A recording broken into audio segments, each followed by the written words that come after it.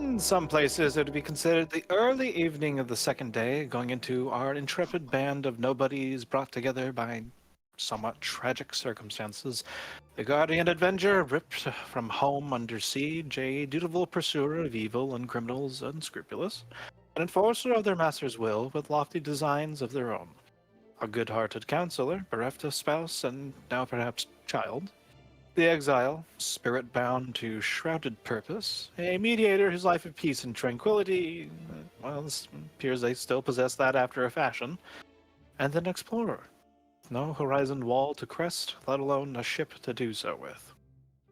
Though only one appears to have any solace thus far, especially since they were able to be in the arms of a lover who is in similar straits. Questions and fears arise for most others.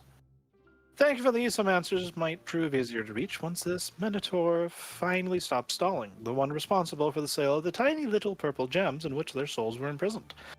With that, Danica finally announces, "Then, we've got a boat and a gem. Hurry up before the you-know-who's catch on."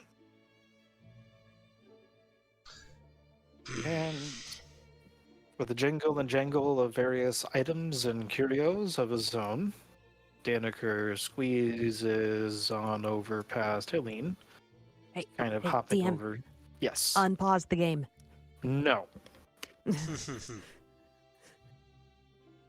Though one of his bovine ears does flick, and he looks over to Naum, who appears to be shimmering and flickering in and out of existence, becoming hazy, and then parts of his body both disappear and then seem to glitch out and phasing in and out. He looks around at Antivos, at Helene, at Avery, and before he opens his mouth and before he's able to say anything, pops out of existence.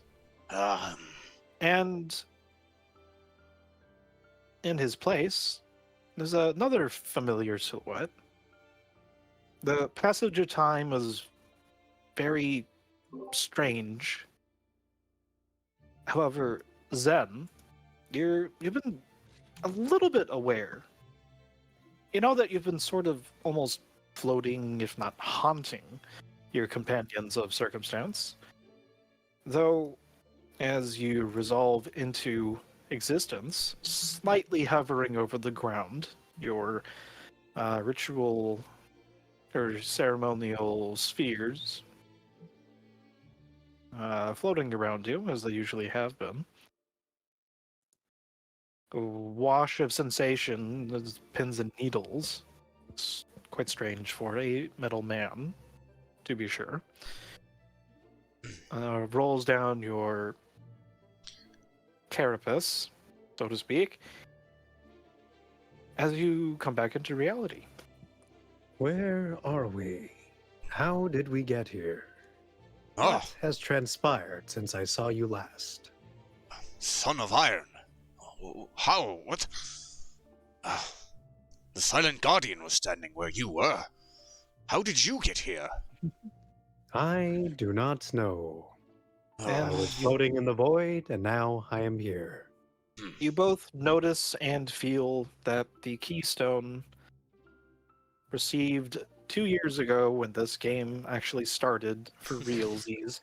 I'm not sure exactly where you affixed it because it could have been a bracelet, it could have been affixed like a necklace, but it is both humming as well as vibrating, slightly hovering over your body,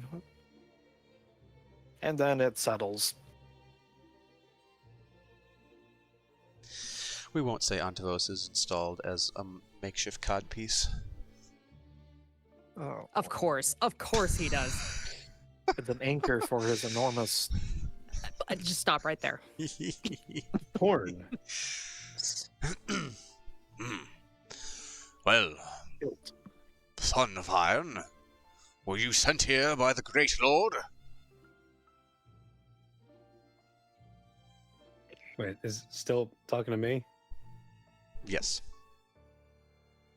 Once again, I am not sure. how this transpires. All I know is that I feel tingly.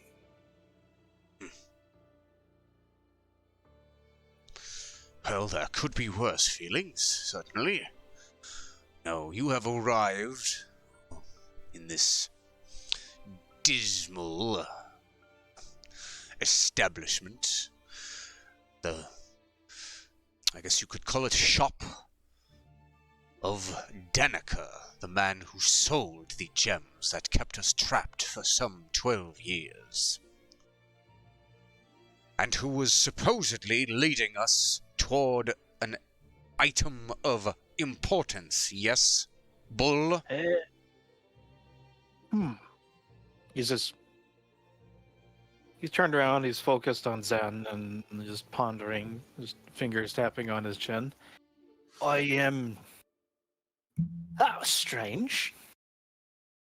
But, yes, let's... Excuse me? Halt! Door? Give him Good a dog. polite nod as he goes past. And moving over to prismatic portal, steps through. And I don't necessarily need a marching order, but who's going first? Antavos will keep pace with the shifty merchant.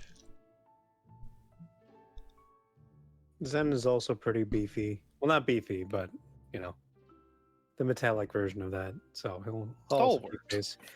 Yeah, sure. Also, have we leveled up since the last time or what level is everyone else at? We're level 4. Okay, so I'm up to date.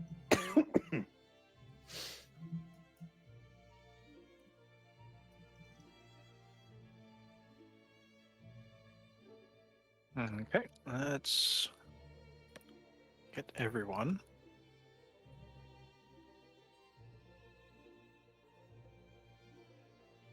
Kind of in like this. As we hop on over to District C41. For those that remember, there had been a little bit of an auction going on with a ship. And as the crowd has since dispersed and there's only one figure, it's a curious creature that, and this individual much resembles their token art. However, it's more of a more like a plant, or rather a tree. A tree's bark and branches, although they are more ashen, broken, and bereft of any greenery. And it looks like she's directing items attached to this ship as it floats, and there's a prismatic portal with a yellowish tinge, much like to sunlit desert. He directs the ship towards it. It does this a little weird distortion and turning topsy-turvy before being ultimately sucked into this particular place, and what is left behind is the portal. This is what everyone sees as they're coming out of Daniker's little storefront entrance.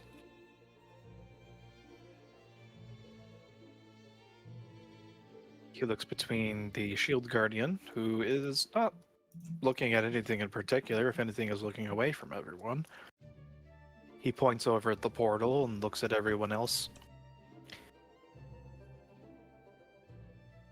Now or never. Let's run. I need to get in through there before it closes. It's gonna go straight to her little shop thing. I am a bit foggy on details, but I suppose this is the logical course of action. Lead the way, Danica. Lead the way. And he's going to do his best to dash. I trust we are following this Minotaur for a reason. He seems to be the only one who can give us information about the soul prisons that kept us so enthralled for the last decade of our lives. Though they passed for merely moments.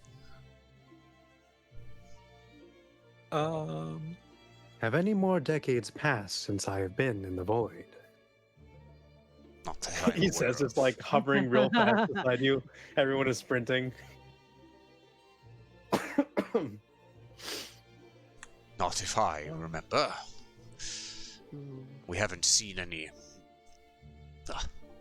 time distortions since the Great Lord has sent us here and there. Perception.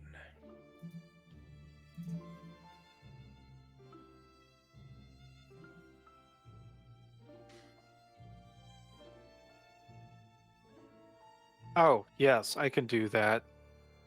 I am smart GM.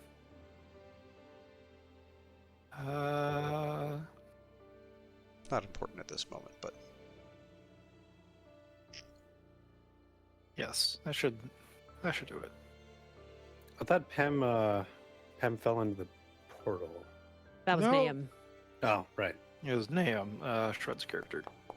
Right. Okay.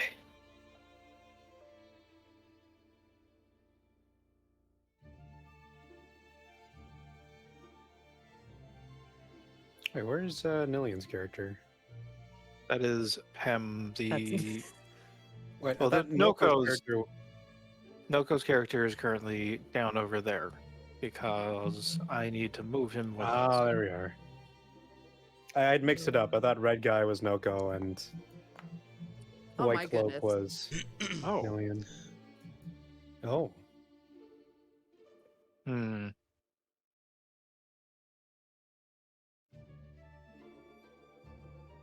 That's an interesting roll.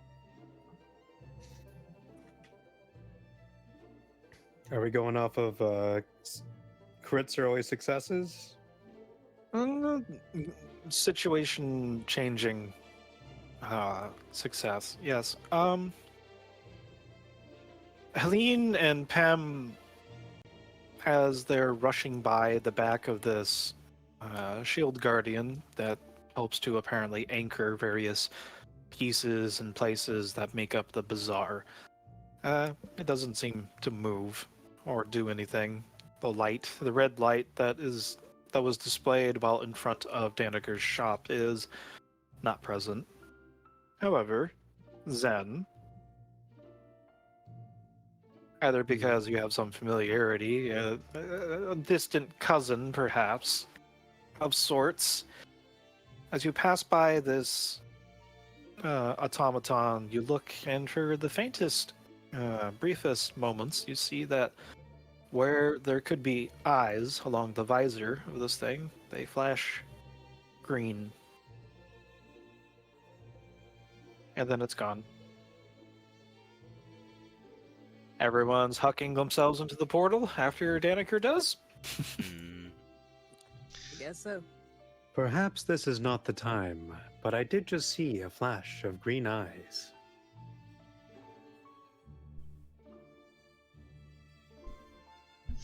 That's great. We can probably figure out what that means later. I'm still hoofing it, and by hoofing it, I mean floating it.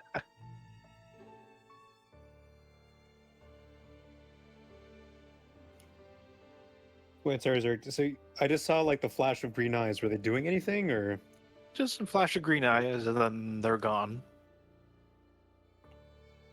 like near the portal, or in the distance? In the shield guardian golem here in the middle. I'm sorry, I forgot to mention more of those specifics.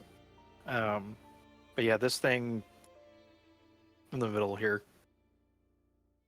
And as far as physical description, it's a tall golem that looks ornate and has this aura around it. And you don't have Arcana. It seems to have this pull on you as you passed it, but it's just a passing sensation. And I need to swap over music real quick.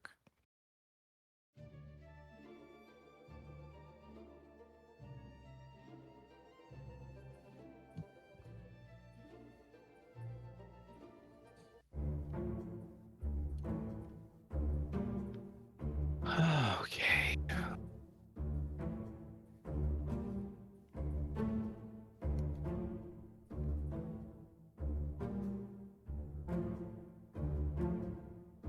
Let's see if I did this correctly.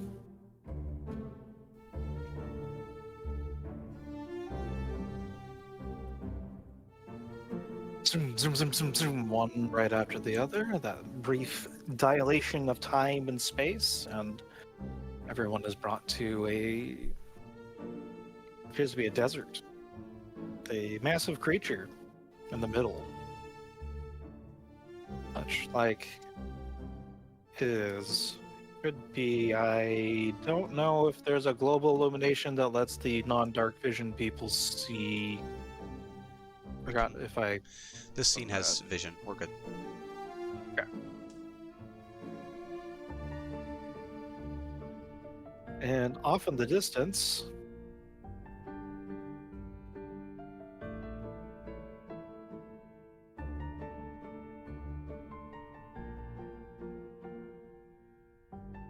you're able to see the ship. And it appears that there is a very large, burnt and charred tree whose branches are currently anchoring the ship in one place, and that individual, partially incinerated, perhaps, in the same fashion, along with a roiling figure of steam, and for those with better eyes than most, of something shiny and iridescent of a... there's not much of a sun. There's a light in the sky, sure, but by no means an actual sun. And around, scattered, it appears that there are these large tubs of water.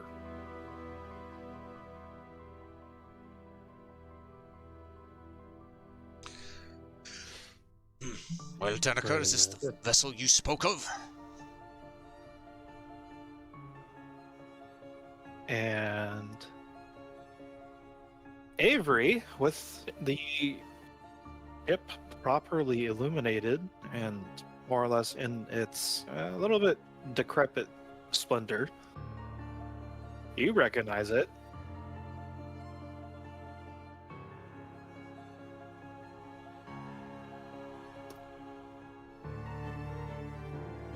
It's even missing that one particular hull plating section that had come apart during that terrible storm. That fateful day on which you were both kidnapped and, well, lost something else. And someone.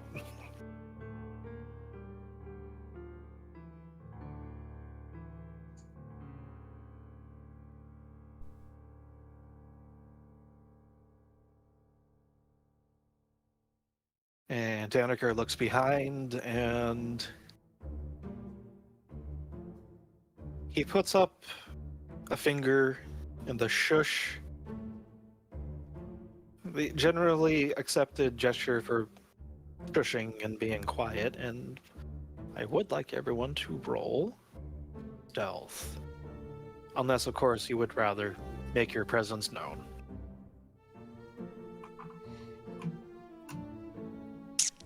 I'm gonna do that stealth. Stealth is the soul of pacifism. I think I roll stealth with disadvantage, so this'll be great. I become sand. How imperative is it, do you think, that we need to be stealthy for this? Yeah, that's what I thought would happen.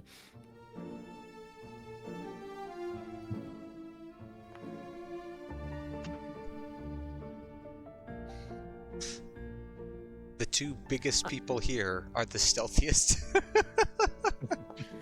I'm just resigned. Oh my nope, god. nope. Alright. Ptolemy Well, I mean, is Zen's not invisible. particularly big.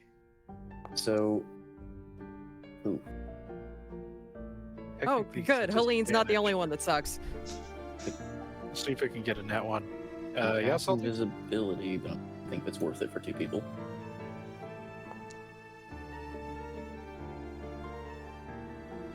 that was a disadvantage roll. I'm just resigned to always rolling like shit on this character. It's just, I'm the Anderos of this campaign. Gotta get you dancing. Yeah. Something with that nat 20. Who were you thinking of trying to obscure with that? With, what do you mean? You said you're. Let me turn down the music on my end. Sorry. I think I misheard you. What were you gonna say? Well, I said I got a decent stealth roll check, and if I think it's imperative, I can cast invisibility. I don't know if it's worth it to cast on 2 people. Depends on what I was gonna slightly meditating, talking to myself. Oh.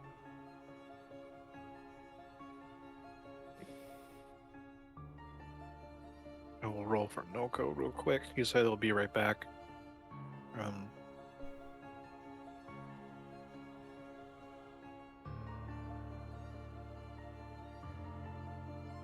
Wow, he actually has really high stealth. Oh. Jesus. There it is. There it is. There it is. Noko rolls only work when rolled by Noko. Yeah, This is a apparently. no-go roll. He goes back and forth. I suppose. One extreme or the other. Nothing in between. It is very Noko to like roll terribly in your best stat and really well in your worst. I feel like we could describe this as the first 3 people through the portal, namely Antavos, Zen, Oh shit, and Daneker Ptolemy. needs to too. We come out and immediately hunker down and make ourselves scarce, while the other 3, somehow the portal lifts up 5 feet and they all stumble through like, you know, a doorway that is surprisingly taller than normal, and every single one of them hits their toe on it and stumbles forward. Yep. And Avery falls on his face. The step is an inch taller than expected. The worst kind. The gun goes off. Oh jeez. Oh, great. Great. I mean, that does make sense. The ATF is about to kill your dog.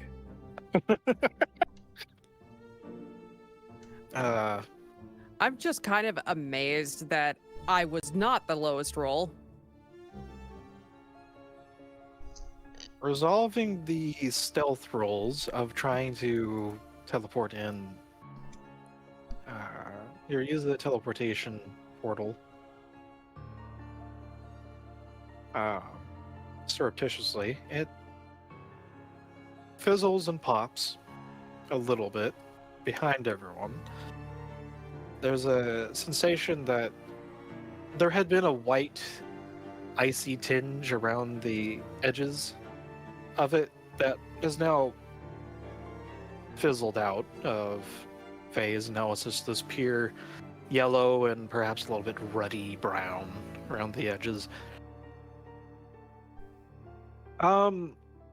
Most everyone's able to go through without much difficulty. Zen, because of his unique locomotive power, just floats on in and does not disturb a grain of sand. Yantivos less so, but every step he has is without rhythm and does not attract any worms that might be rolling around. Ptolemy is a child and just everyone just kind of forgets that he's there, as usual, but even more so right now. I have Sorry, not Sylvia. forgotten you, child. You are very important to our band. That's just what popped out. I'm sorry. And Daniker, for his credit, was a rather tall and Minotaur who clinks and clacks a little bit with his tools of the trade, and he does look a little bit prepared for perhaps a fight.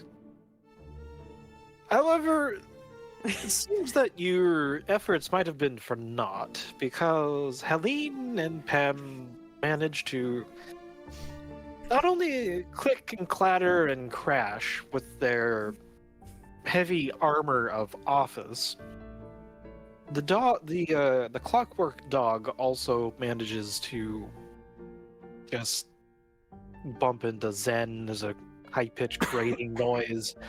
And to cap off this entire caper, Avery trips. There was something, maybe a piece of rock or bone, or just something that everyone accidentally kicked into the portal with them. And his weapon, a firearm known to some, and magic boomstick to others, goes off and fires a bolt of energy directly at the ship, Oh no. which he had been perhaps admiring or reminiscing or otherwise just glancing at, who knows. With a creak and crack and groan, this tree creature turns, and is the macro working? Yes, it is. Yay! And everyone can see on its face, it's because it does have a face, it has a really large gaping jaws made of bark sharpened like teeth. It's wide open and doesn't appear to have any roaring, but some minds might be doing so. Likewise are the three figures, one of which, the one on the boat, was narrowly missed by the gun.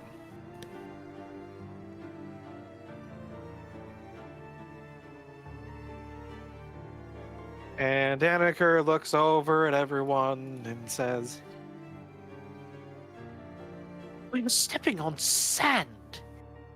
How the fuck?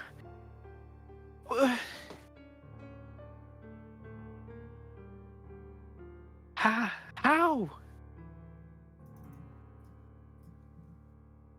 Perhaps you are not as light of hoof as you thought yourself to be.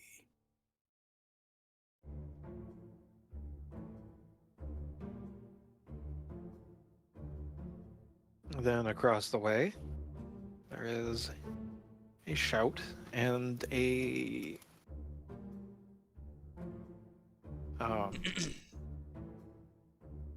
everyone is able to see. How many does she have? There are 4 bright lances of flame that apparate above her as she holds a spell of some sort, or perhaps an ability. And they point over towards the rest of you as she shouts clearly over the windless dunes.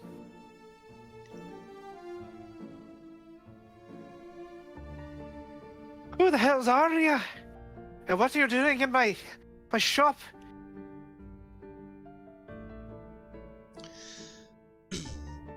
Antavos less than kindly nudges Daniker forward. Well, this was your idea. What do you mean my idea? It was my idea to try tracking this thing down. I was just helping you out to get to it. Now, if you excuse me, he's about to try backing off and around back towards Grab the him. portal. Grab him. Crunch, crunch. Wait a second. You're the postard that was selling the ship. Oh, once the association hears about this, they're gonna have you have more troubles.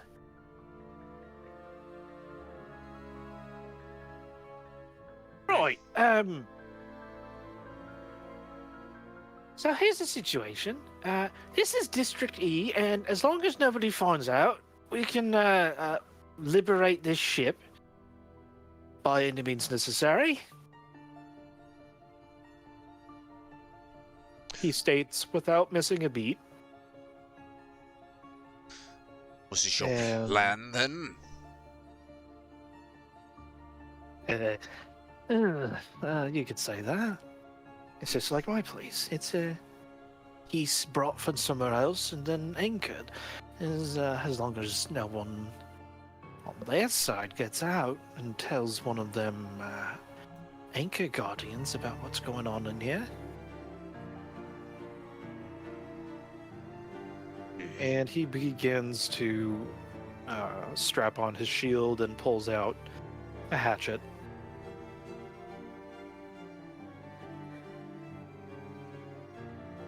With this information, what would everyone like to do? Wait. Hold on. Perhaps just a we second. should Let me attempt a lively conversation first. let me get this straight, Daneker. Was this the plan all along? For us to come here to liberate this ship by killing everyone on board? Is that really why you brought us here? Oh, you wanted it back, didn't you? I told you. I'm pretty much all cleared out. But I recognize this little parcel. I know exactly where it is.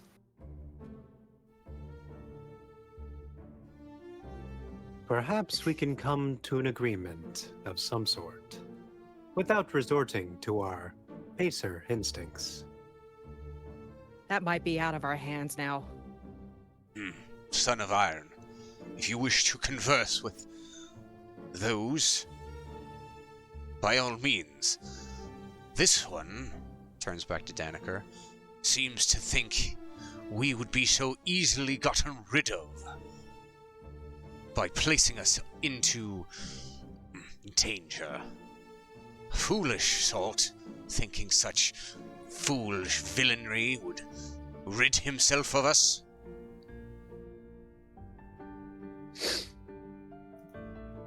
I'm going to start floating forward with my hands up in the air, very non-combative. Hello there. So in one round, you can move 40 feet at this level, right? Ah, okay. So we're doing not quite It's structured. semi-structured. Okay, so 40 feet gets me there. He could dash. I will dash. I will float real fast. Unfortunately, as you reach about that knee joint of the creature,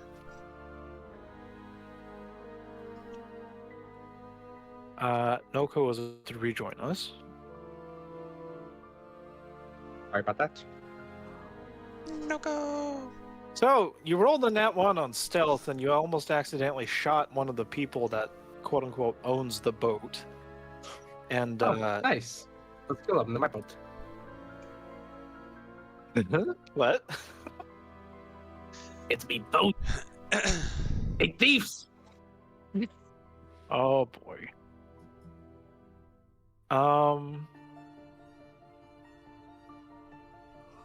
Is anyone else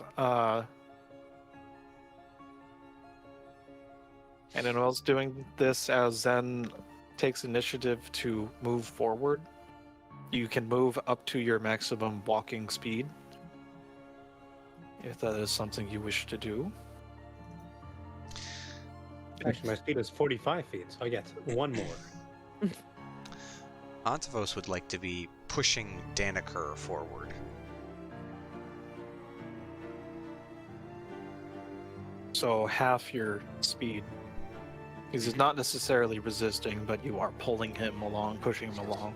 So where would you like him to go? Let's see here. I have... How much movement do I have? 45 feet as well. So I will push him forward 25 feet. 20 feet? Yeah, 20. 20 feet. So there. So he's in front of me. Okay, Helene, Ptolemy, Avery. Yeah, she'll move up. Yeah.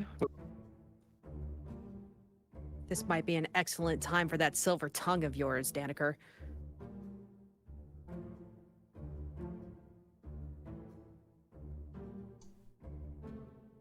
Oh, we should not be this close together.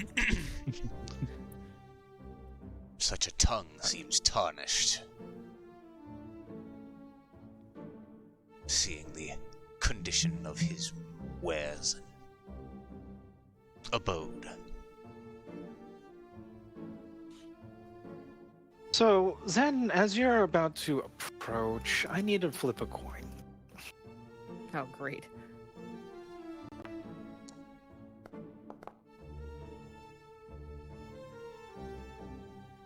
This creature, feminine of form, her hand falters and instead reaches out towards you, and she shouts, Wait! No, don't come close! You're a... As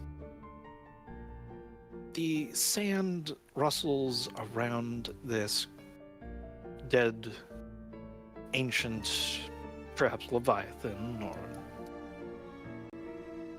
some other creature, as it is large, about the size of a dog, medium breed dog. It is large, one- like a golden retriever.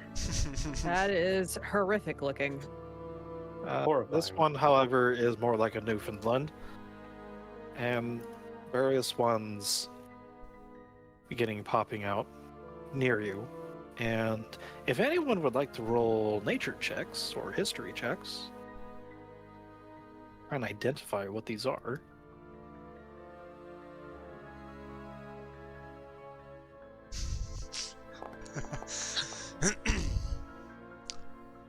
Can I guidance myself?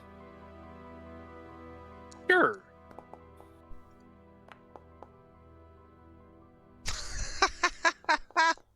Why are you rolling for initiative?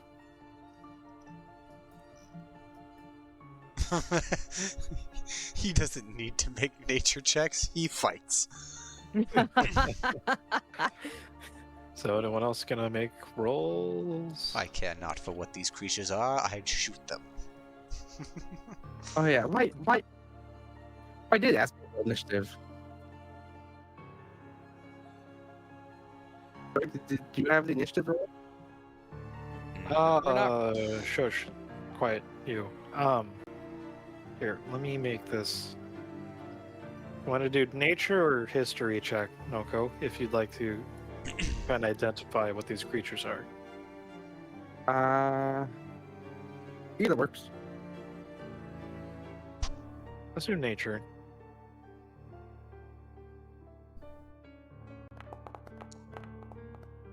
Why is that an advantage? He probably clicked the button to act, because when it pops up for him, he's got a little plus and Fuck the minus sign. plus. Don't Mhm. click the Yeah. plus. Oh, So, I'm guessing that would be the... Yeah, it's 18. So, starting from the bottom, Ptolemy, as these creatures pop up, they look ugly, they look not so fun, perhaps, to be around, and they have a name that rhymes with dust. I'm not exactly sure exactly why that pops up in your head. They're simple creatures, but motivated strongly in their own way. Nontavos and Tulene and Avery, you know exactly what these things are. Tulene, you've had to deal with assisting. A memory comes unbidden of assisting warriors of the church that deemed to help out a mining quarry that had been infested with these creatures, and it was very important for the surrounding towns to get rid of them because it was the only source of metal, raw iron, and ore. In Antavos, these things, well, they make good armor if you feed them enough. Very ornery, difficult to tame. Although, a fun thing to scrap with, especially since you don't possess anything that they might eat. Avery, these things resemble something that had wings where you're from. These are rust monsters. They like to eat metal. Oh no. Great. That's really good. Can I make an animal handling check? Like, down boy. Yeah, you're within 30 feet of 2 more of these guys. Oh my god. Well, it's been nice knowing him. Can't wait to see what his new character's gonna be. So, Daniker looks out and says, "Look, she's got a early warning security system type thing going on. Let's have some fun, shall we?" And he throws up this strange device, and it explodes in a sheen of blue and green mist. Everyone around him of a friendly nature gets the benefit of a short rest. Yay. I guess I Thank didn't really you need it. very much. And please roll me that initiative. I suppose peace is no longer an option.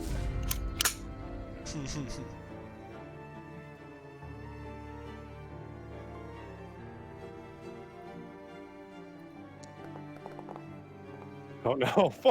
Why? Why is this the one time I fuck up on initiative?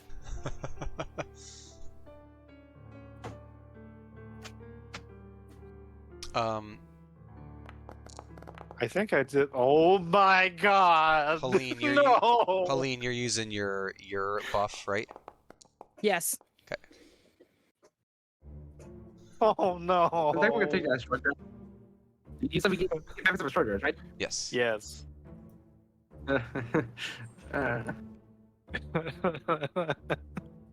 Why did they all roll so high? I Because mean, you if put you them on wanna... the board.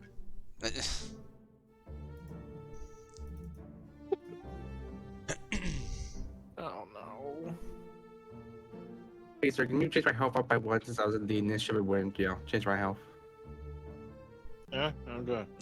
Also, I rolled one hit dice for my short rest. I got Okay. back 1 hit point because that's all I needed. Okay.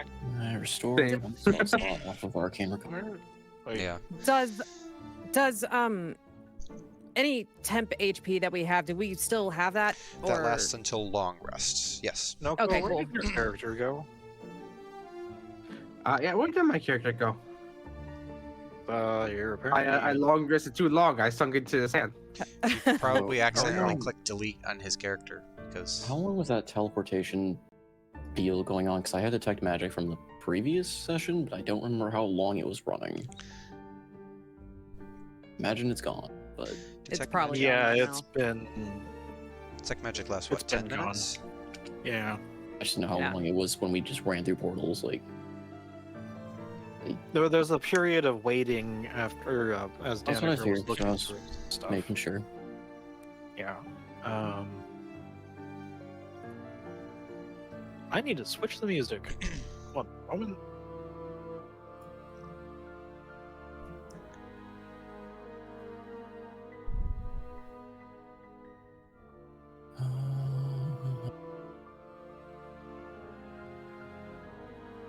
Okay, that's too long.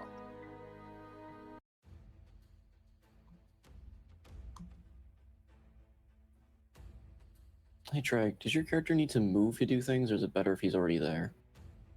Um, either's fine. I need to be in range of things to hit them. But I just didn't know if like you had like a dash or charge that you want to take a move, or if you'd rather just be magically teleported into the middle of everything. I don't have anything really special. I can like there's nothing. I don't have any sort of like charges or anything. No. I have decent movement speed. I think I've got 45 feet of movement speed. So if you want to teleport me in, great. If not, Well, is it normal movement on the sand, or is it kind of missed that, or is it it hasn't been impaired said right yet. now? Hmm. Honestly, It is normal movement. from a meta perspective, I think I'd like to get my rage off before I get into combat. Otherwise, I will Okay. take a beating. But I was just thinking. But I mean, if you send me in, I've got a lot of health. I can survive being beaten up for a little bit.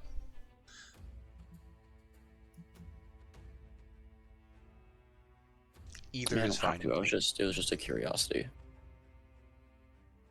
Otherwise, I might just use it to yoink another character out. Vortex warp them into the sky. I mean, just think Vortex warp Warp- monk away. Vortex warp, I think, has to be on a surface that It does, can be stood upon. unfortunately. You cannot vortex warp somebody 180 feet into the sky. Quick, someone throw a disc in the air. I'll teleport him back. It's a surface! So surface, he's floating. Wait, Okay. Suppose Daneker as the. Oh wait, one of them rolled a Oop. nat. Who rolled the nat 20? I delete that. I think one of them rolled around that 20.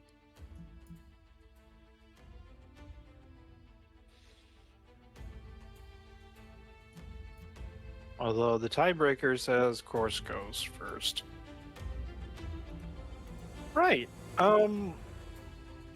He's gonna take a look at this, and the GM is going to try and remember how to make it so he is at the top of the turn order. Start combat. Well, yes, but it's on Avery right now as the Oh, I think you should just be able to select course. Like double click him maybe? In the combat tracker? target update clear. No. Oh, I'll just do this. Sorry, rip eardrums.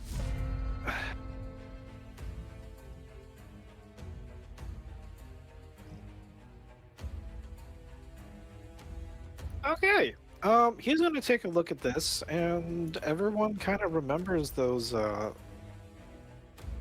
sling bullets that he had been almost tempted to use earlier. He's gonna position himself like this, and he is going to cast Barrage, or Conjure Barrage, that is.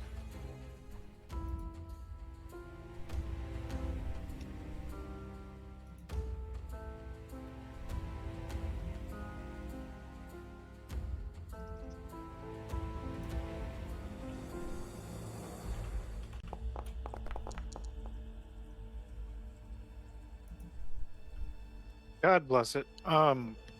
Okay, well, amazingly, the tree manages to let go of, with most of its extra limbs and shield its face from this barrage of sling bullets that emanate from a single one Daneker flings up in the air. And 15 damage.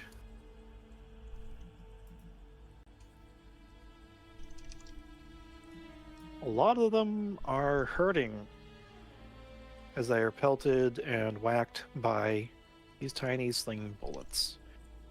One of them, however, is a little bit sturdier and does not take as much damage.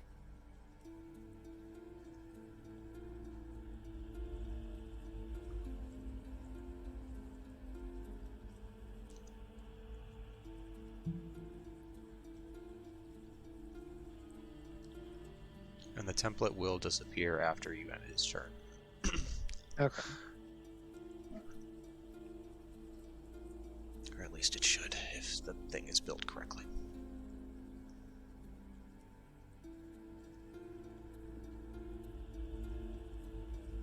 And half of 15 is 7.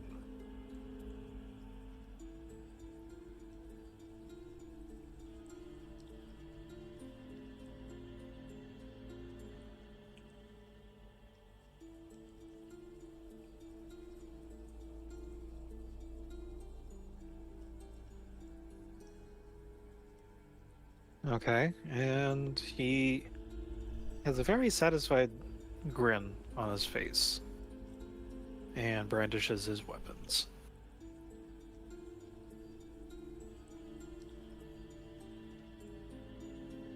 That should be him.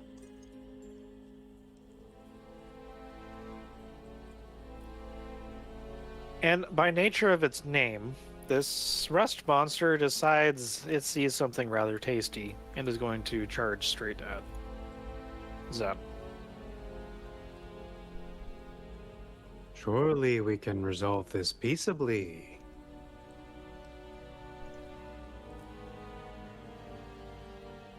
Thankfully, you're not technically in most books a non-magical weapon, so it hurts, quote unquote, if it badly It don't. misses. Never mind.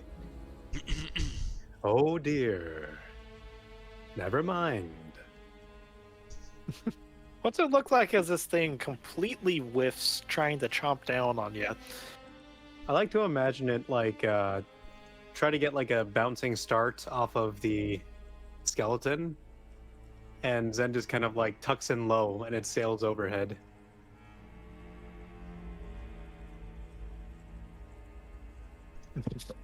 Yeah, it completely whiffs that particular attack. And this is not the music that I thought I wanted to play. But I can handle that after. Follow me. The metal man is currently being attacked by things that eat metal.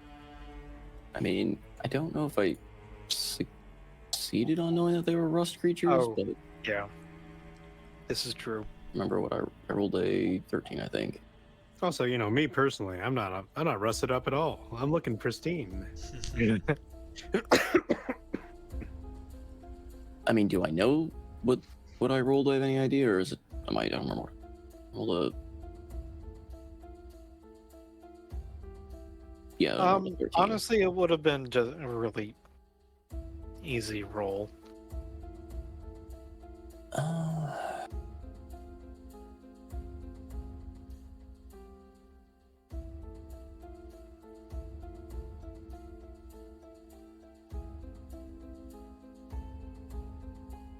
San, you looking all right over there? Do you need me to pull you back?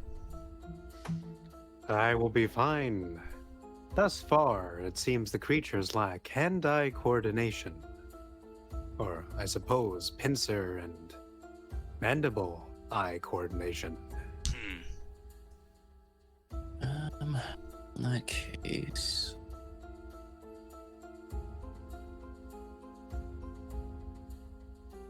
Well, I said, I guess the next thing I do is it dependent on whether or not I actually have any idea what these creatures are.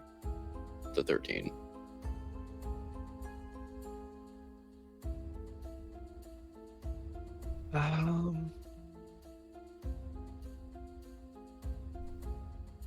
Rust. I don't. I just need to know if I knew. Rust rhymes with dust, or dust rhymes with rust.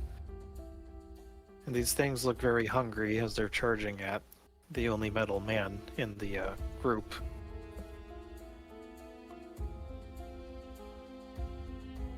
And I'm inclined to say you would know. Okay, then.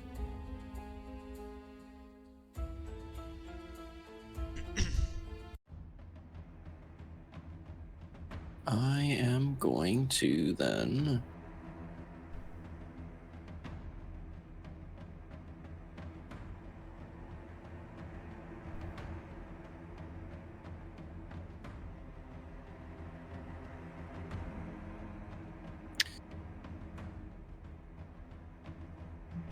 the range on this?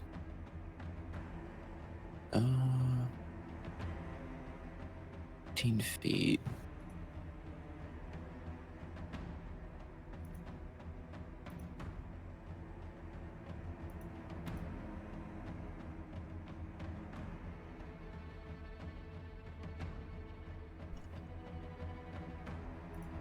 You know what? I think I might just...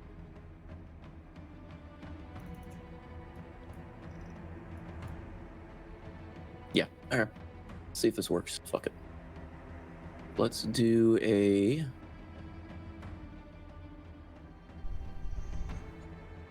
Wait, why is that range only... Am I reading that wrong? It's messed up on my spell list again. Hold on. No way, that's only...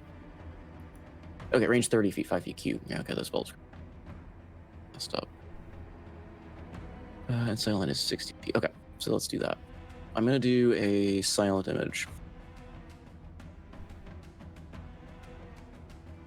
Okay. And I am going to create... I don't know how far this is. I would measuring tool out. Looks like it's 60 feet.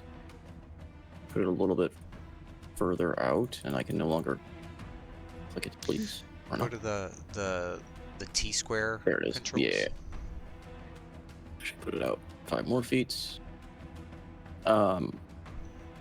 Ptolemy's going to just mutter an incantation and create the image of a large, like metallic looking. It's like a metallic looking dog, just kind of like digging itself out of the sand and just standing there, shaking itself off. But Ah. Young one, using subterfuge and trickery. Clever. we'll figure it out, but it'll buy us a little bit. And then he'll apparently accidentally create another zone on himself. And he'll... actually, he's not going to move. He's just going to stay put. And that will be the end of... Is there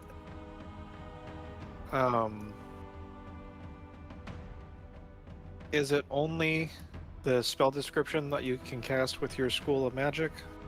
Or is there perhaps smell? Or other senses? Is it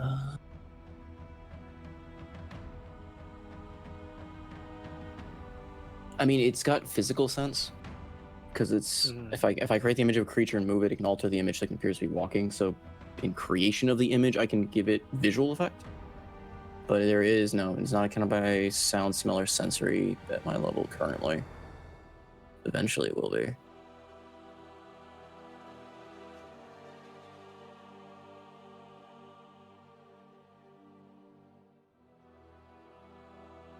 I mean, I guess I could throw a minor illusion instead, which does have sound, but it's not nearly as far.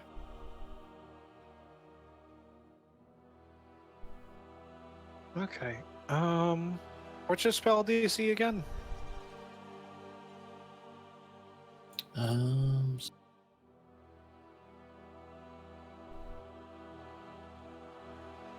Should be 8 plus 2 plus your int mod.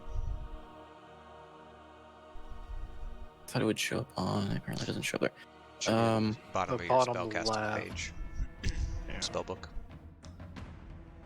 Oh, there it is, yeah, 14. It is 14, but I get advantage on that for School of Illusion? I don't remember if I do. Or if up that. No, I don't think I'm high enough level to get it yet. Yay.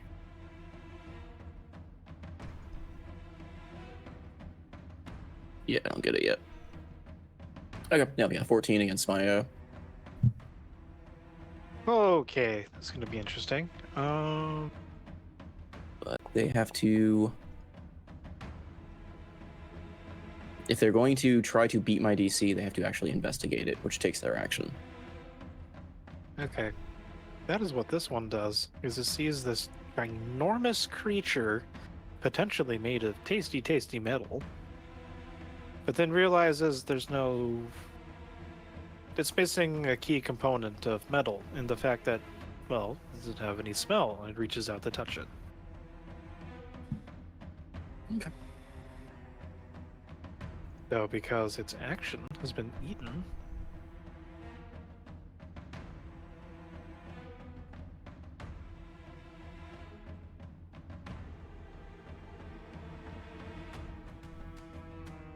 This one comes in barreling past the other one, despite, and this is the one that is a little bit more of a toughened hide, and it's gonna try going, biting at one of your floating legs. Zen. If it could not target itself, there we go. Why are you biting yourself?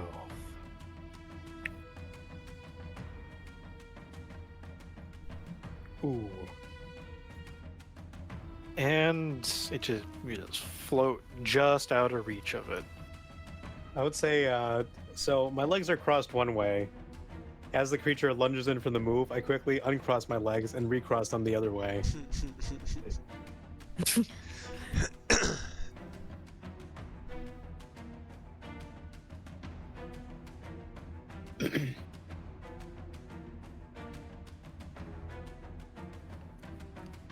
Yet another. They are very interested in the metal man. Did the rest of them just ignore the dog?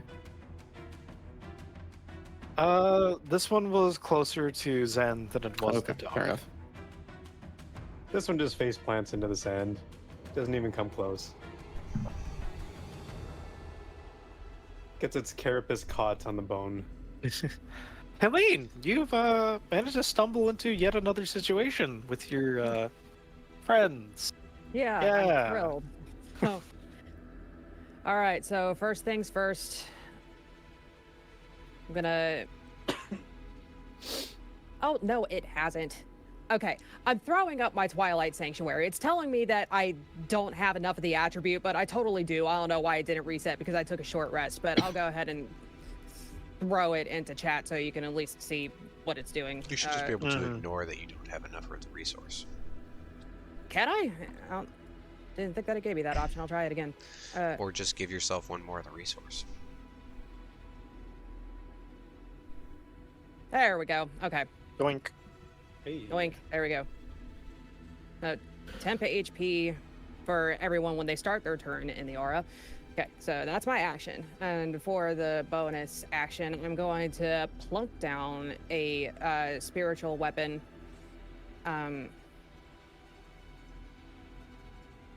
Just let's say right here. What was that? Oh, I didn't select anything to attack. I didn't know that would happen. Sorry. I doubt a 9 That's hits anything.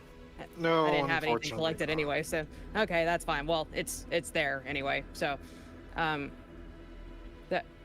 I'm going to just boop, boop, just move up there just close enough to be able to get him in the aura, and and then I'll stay put. That's it. She takes a dunk in the tub. She goes in the hot tub.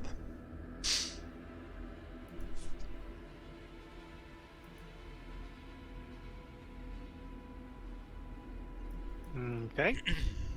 This one also is closer to Mr. Metal Man. Let's see what it does with advantage, attempting to gnaw on him. I'm sorry, Zurg. I just realized. Can I actually stand in this space that I'm on? If you'd like to hop into the tub, sure. Yeah, I'll stand here instead. Sorry.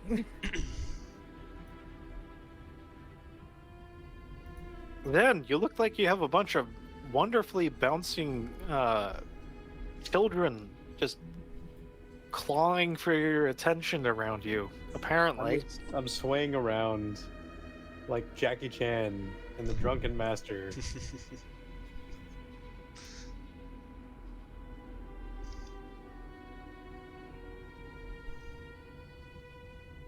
very motivated to Now this one is close enough to the giant metal dog to attempt. Oh, to attempt.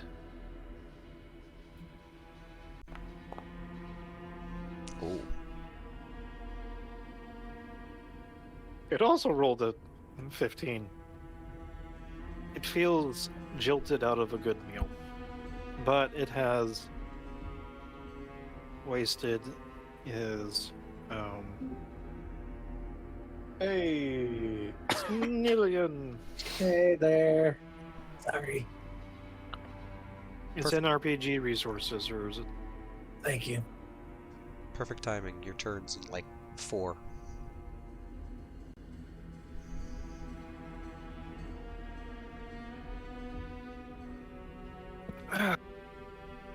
Yes, so that one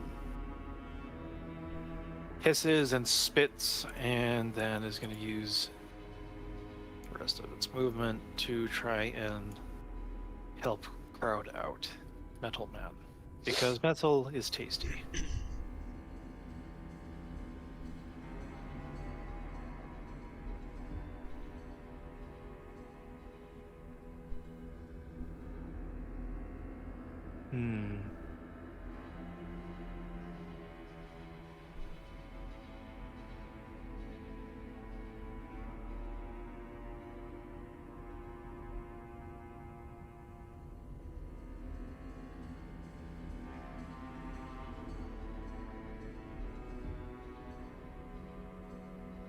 Creature that is, or the woman own creature in the back is going to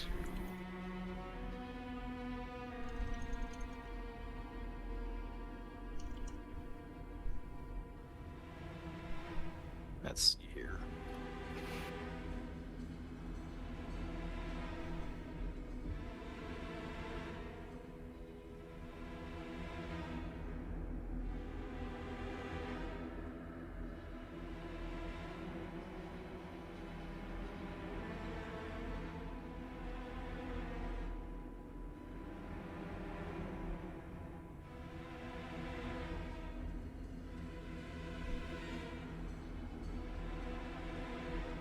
She's going to run up,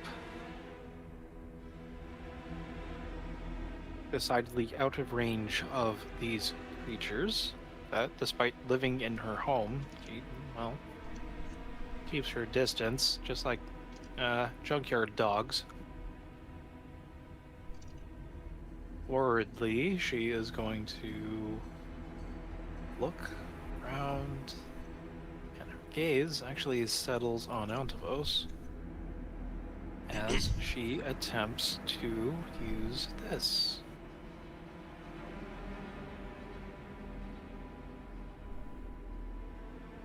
And I know that the name is broken, but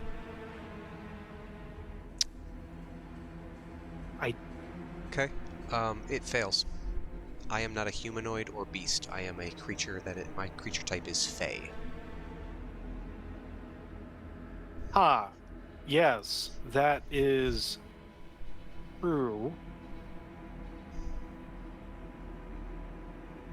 But I can roll it all the same if you want it to work. I would appreciate that. Okay. It's a magic effect.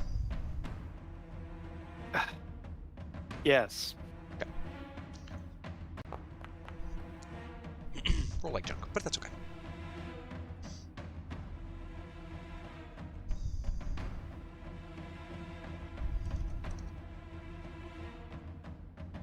So,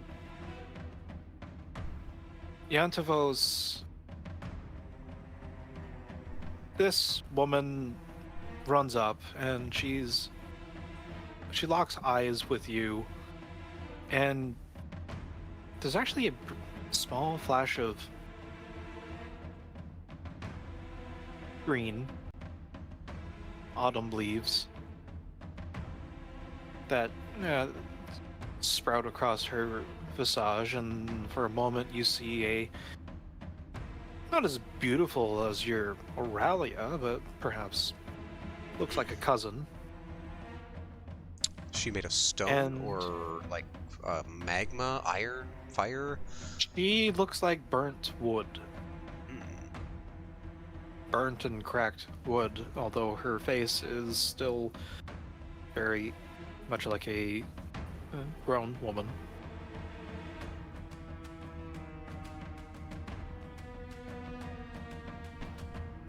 But in that moment, her eyes lock with yours. It seems that she magically adopts a glamour of days in which she's much less toasty. And she says to you with a bit of power, magical power behind the words, she says, why don't friend, why don't you make your other friends stop?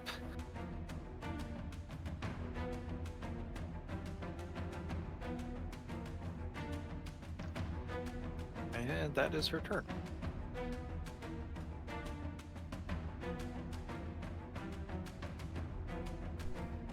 This rust monster decides that he also wants to get in on the nom-nommies, and then let's see what happens with this one. Yes, we like the nom-nommies. Just keep them coming. Just give me all 20 of them. Ooh. Ooh. It hit. With a 22, but looks like he has a reaction. I do. This is ranged weapon attacks. Oh, Assuming bite is not a ranged weapon. unfortunately, no. Yeah.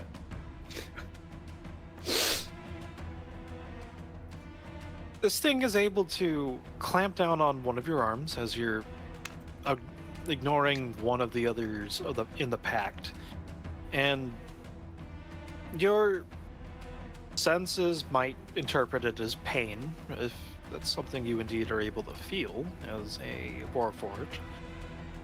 The metal around its teeth corrodes slightly, but otherwise you don't seem to suffer the same ill effects as what normal metal bites.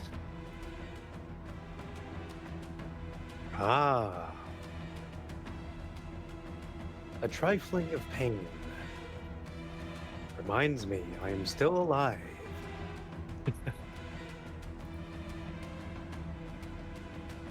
Avery! He is around it. Very much so. Yes. You, what you doing there, buddy? Uh,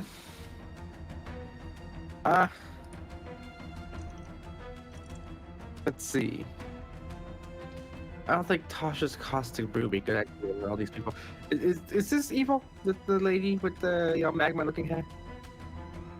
It looks evil.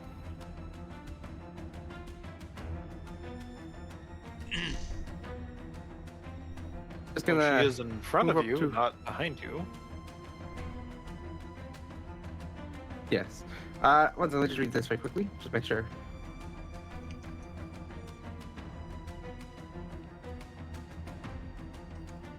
Move up to about here.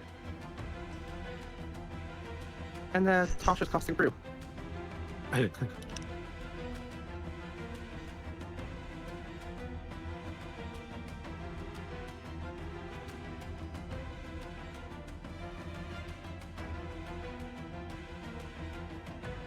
All those guys. Okay, and you need to hit the damage button, and I believe it'll prompt the save. That's what Trick said.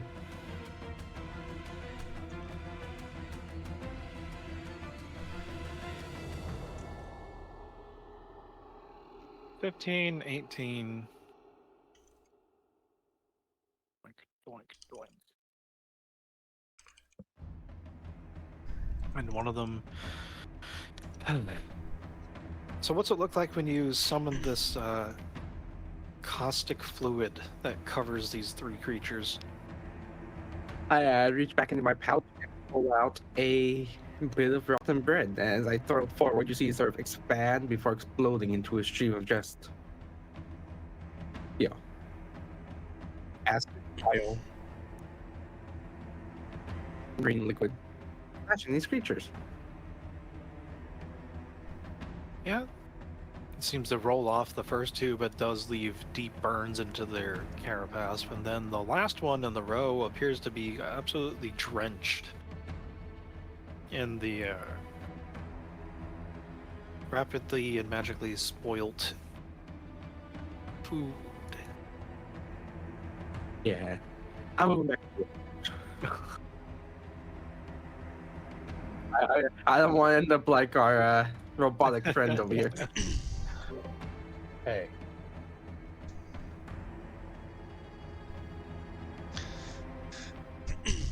So Antavos will have heard her cry to tell his friends to stop, and he'll look around and be like, "Right, daughter of root and stone.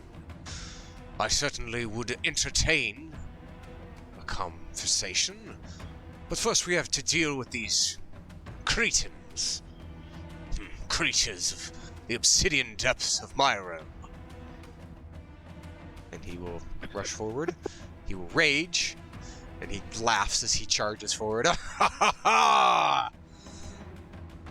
She is mortified. And he is going to swipe at the one directly kitty corner of him. That one. Okay. Why don't you get advantage if you smack the one right in front of you? I'll get advantage anyway because I'm going to reckless attack. Oh, okay. And let's go like this.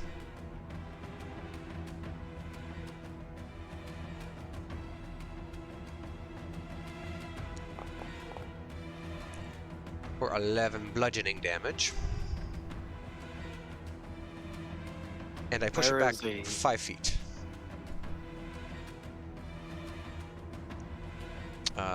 Actually, remove the active effect on it, because that would be as if it critted, so just remove the active effect. Okay. And then he'll step forward here, next to... Acid should be gone. You can delete it, yep. But he'll step forward next to Zen. Son of Iron, let's deal with these creatures. Careful, though. They find your hide quite tasty. So I have learned. That'll be my turn.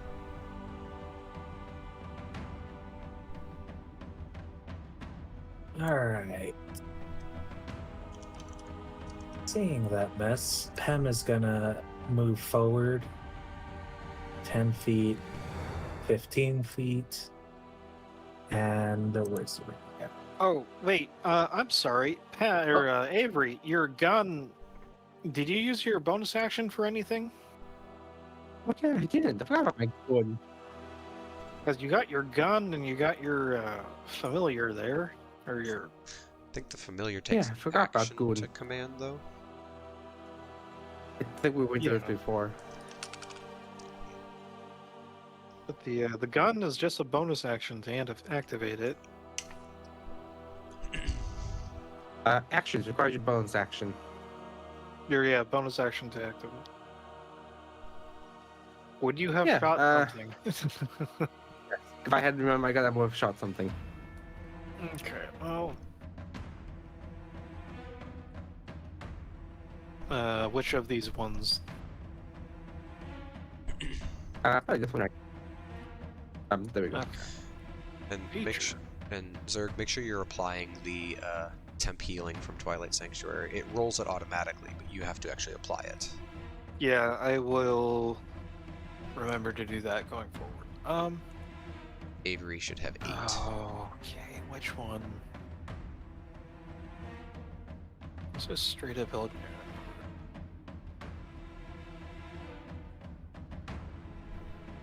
Gun.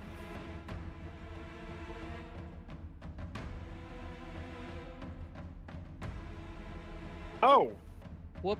You shoot your ship again on accident. Do you actually want to save this ship?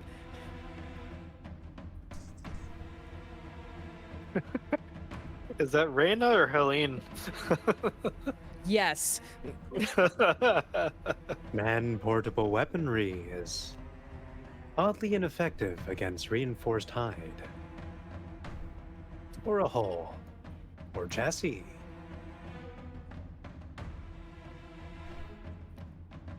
Also, generally, not oddly. I'm a little bit delirious. I'm sorry. Okay. Just drink some water. You'll be fine. Yes, Pem. Yeah, going back to you. I am here. Yes. 30 feet. I'm going to use Bane on. How do I multi-target? Do I just have to use it first, Bane? Shift, and then double right clicks. There it is. Thank you. I'm going to cast Bane on these 4 at level 2. Also, You must. Zerg, quick question. The one that I hit, because I realized I didn't realize this because we had changed the crusher feat. Would a 17 have hit it? Because the 21 hit, but we crusher has an ability where if I attack with advantage and the lower of my 2 attacks also would have hit, it knocks the target prone. Yes. So it would have been a 17 is the lower of the 2 rolls. The one I hit is also prone. Other formula. Do I use other formula for the 4th target? You shouldn't be rolling other at all. Okay. Well, then it only let me cast on the one to the left of top and bottom. Did you And I cast want to. Did you cast Did it you with a upcast it? second less 7th level spell? I tried to target 4, but it told me I need to target 3 before it gave Because me the you- option to upcast. No, it would have told you beforehand. It would have, before you even started selecting things, it would have asked you which one you cast with. It would. Well, actually, you know what? Hold on. Like when you cast the spell, you'll get a pop-up box that'll ask you what spell slot you're using. I started targeting before I did that, though. That was the thing. That's weird. So if I just cast it as normal, you must target a token before rolling the attack. Alright, so so just do shift click and click 4 things. So target 4 things with shift double clicks. Got Shift it. double right click. So you got all 4 targeted, then roll Yep. it. You must target at most 3 tokens before rolling the attack. Here, let me just do this. I honestly just need a roll for the one on the right, because this is the only one that That's I fine, wasn't yeah. able to target. Just, roll Yeah. it. It failed. I will apply Bane. So Accordingly. I don't know which one succeeded. I guess you would know. The one that doesn't get marked on the left. Where is Bane? Is it a condition? You should. Well, you might. If you drag it from one creature, it will likely remove it from a creature and put it on another. Like an actual effect, you might be able to drag it from one effect to another creature's effect list. No. That moves it. Meanwhile, I can cast a cantrip after I cast a concentrating spell, right? Or Only You if can it's. If cast it's a- a bonus action. yeah, that's what I mean though, because I know with spells you can only cast like one spell a turn, One usually. level spell per turn. One leveled spell and a Level- cantrip. leveled spell. Okay, all right. So then for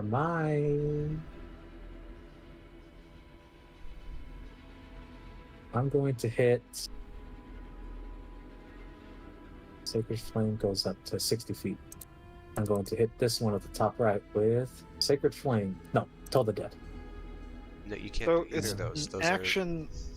It's an you took an action to cast Bane, so that's a leveled spell, and your action. Bane is. Toll the Dead. Oh, you're right. It is an action. I'm sorry. I was Yeah. thinking of a different. Sorry. Let me. Okay. Yeah. No, that is my action then. And that'll be the end of my turn. Just casting Bane on them. I'm sorry, I was thinking of a different spell.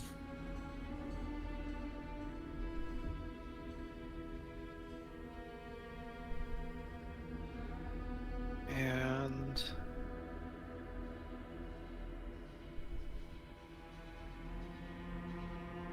this creature that had been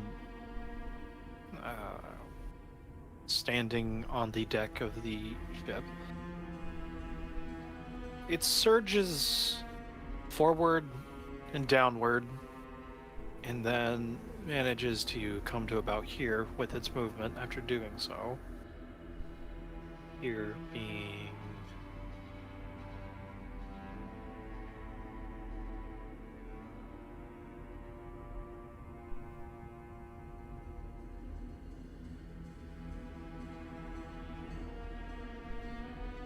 and begins a surge with a dash.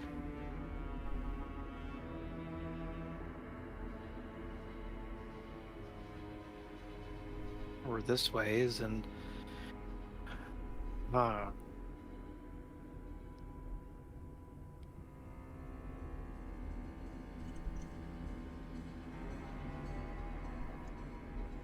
I would like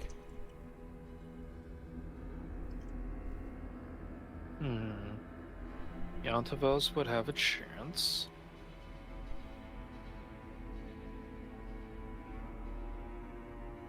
So let's see if I can set this up correctly. So this would be Hana or history.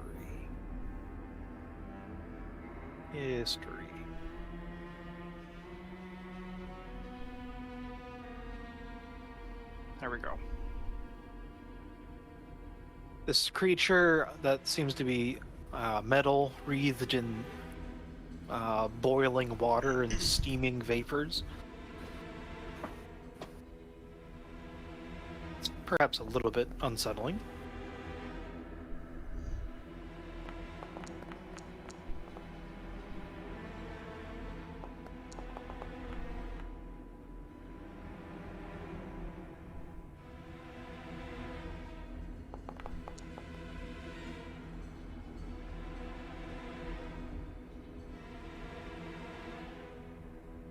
Noko? Do I need to make one?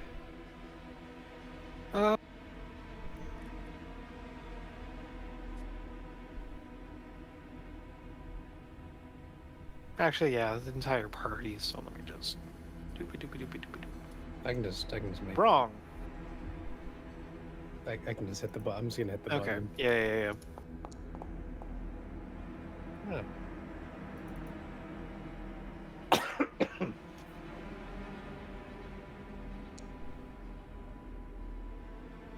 Noko. Okay, so Yantavos, you see this creature, and it looks vaguely humanoid, but something about its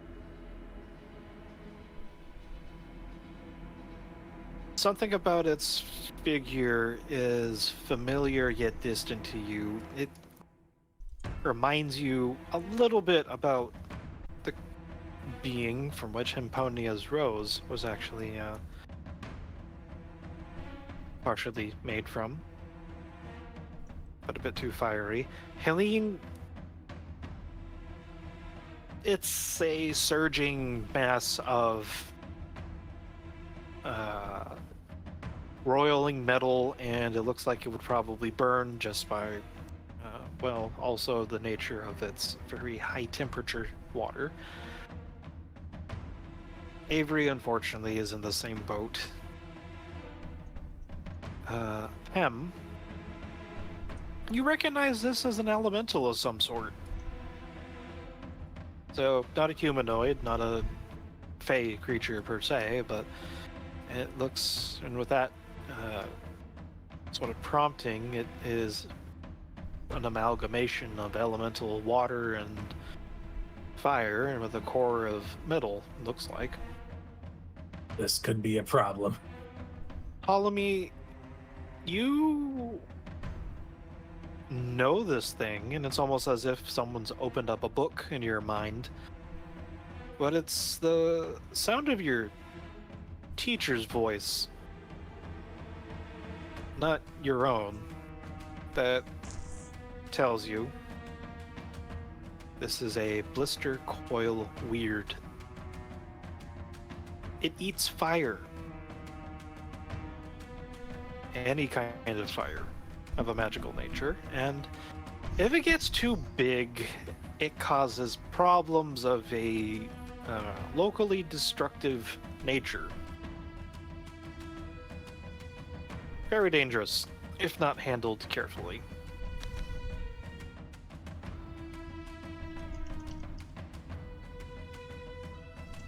And as it enters the fray, begins to hiss, danger, kill. But because it's dashed, it can't do anything. Doesn't take its turn. Bringing us to the giant tree thing.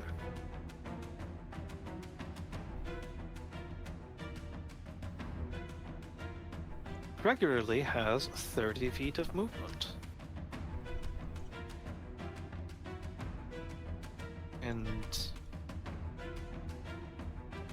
for those that are able to see, chiefly Ontavos and Zen, you see that it actually has part of its gnarled roots, massive part of its trunk is steeped in one of these tubs of water, and it laboriously tries to extract itself from it. It gets closer and closer, and its massive branches loom, and they start to curl back like spears aimed at Ontavos and Zen.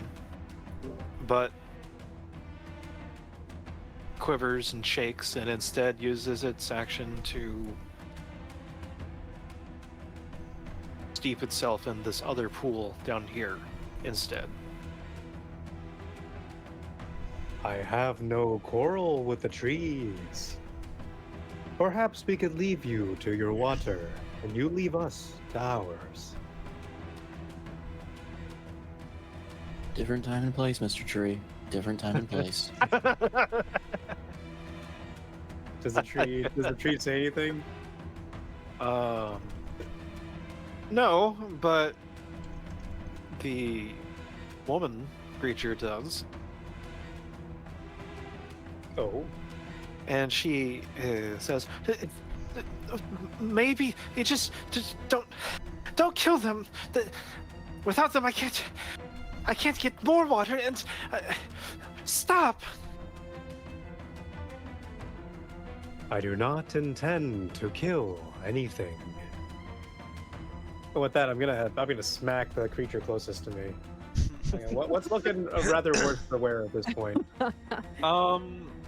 Everything except for this one and this one are looking okay. The rest of them are in varying states of might need to take it out back. Sorry, which ones did you point out that we're doing okay?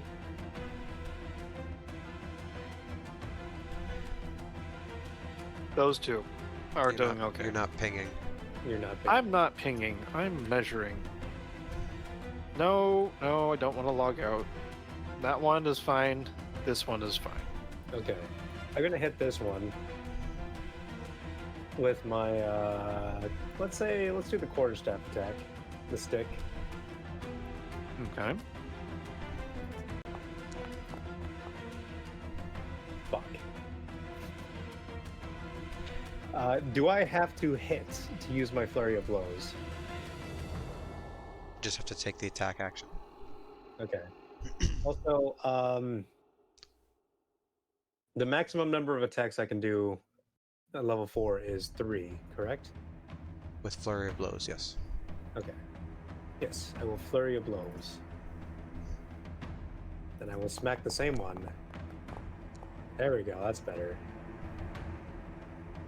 What's versatile for unarmed strike? That would be if you weren't wielding something in your hand, which you're holding a stick, so. Okay. Bruh. Wait, shouldn't my unarmed damage be higher? Do we have a thing for that? Do you have the unarmed fighting style? Oh, right. Well, I was supposed to... I think we, You would because rebalance things the feats or changed. something. Yeah, Yeah. I think you lost the unarmed fighting style. Okay. Alright, that's fine. I still have Crusher, so I'm gonna move him 5 feet. Just redirect gently by the cheek right into the sacred weapon, or the spiritual weapon.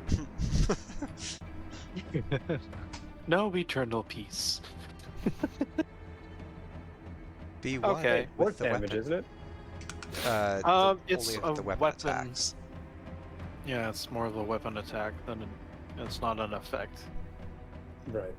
But it's still the And- same as like jamming somebody into a sword or like bashing their head into a wall, right? Narratively, you can do that. Mechanically, it doesn't. Mechanically, can I GM, please? No. There's 30 bugs out here. Okay, but nonetheless, just for the flare, I'm gonna shove it into the thing. Oh, Helene, what does your spiritual weapon look like, by the way? It's a giant spear. Okay. It's like a radiant looking spear. So I would say I jam it onto the spear, but narratively, Alas, I jam it I onto don't the think it spear. works that way. Mechanically, does it really not have a stipulation for like if a creature moves into the space? It doesn't actually occupy a space. It just is a construct of magical. Well, shots. Okay, I'm gonna do a third weapon attack on this one. Or not weapon attack, punch. For fuck. Okay, so clearly they're not the only ones that are rolling like shit today. Oh well. I get disengage as part of no,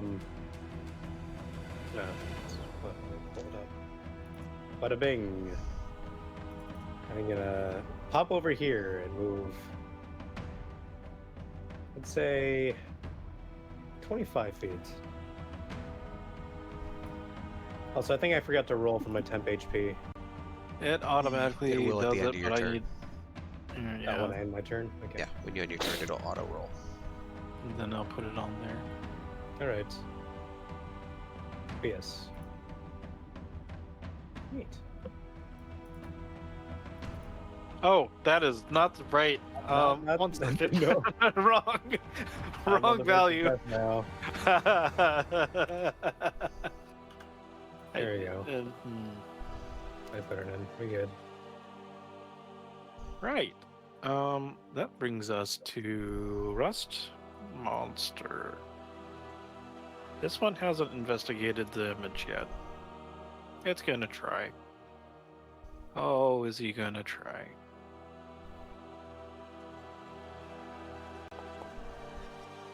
Ooh.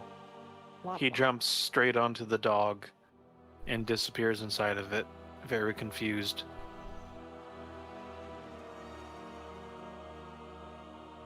And that's what he burns his turn on.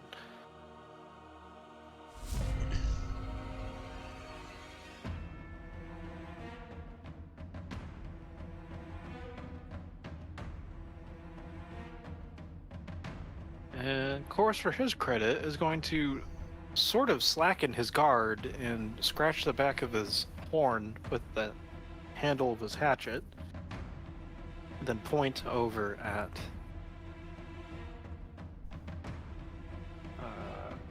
the proprietor of this particular desert-like establishment.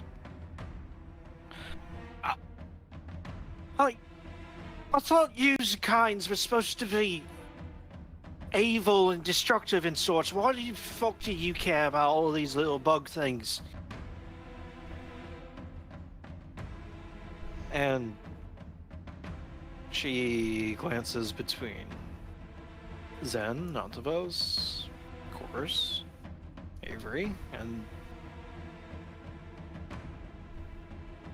doesn't offer any particular response. So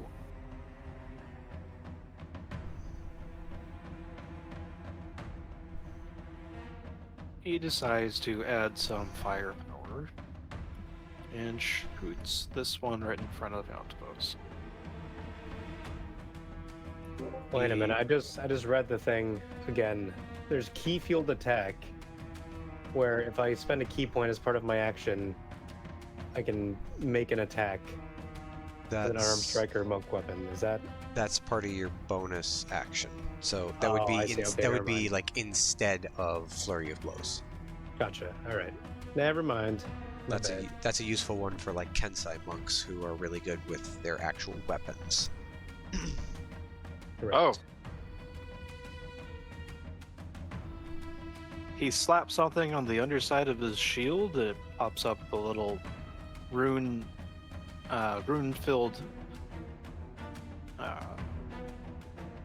The shield boss lights up with runes, and he shoots a firebolt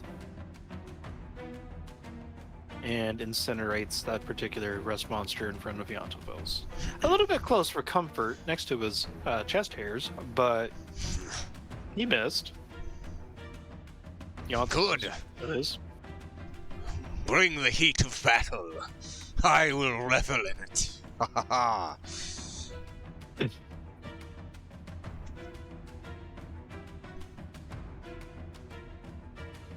Follow me.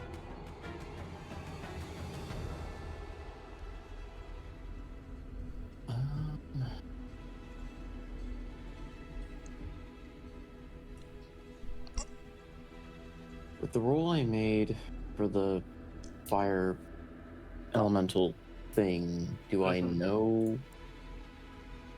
I mean, do I know anything about it in terms of its fear or like things that it doesn't like? Is that just outside of what I would know? You would know that it was resistant to cold and fire and non-magical attacks. Well, more so Have does it damage. like if I splashed it with water or something of that nature that it would hate that kind of thing, or is it fearful of water, weak to water? Ice, or... No, not vulnerable to cold or water, unfortunately.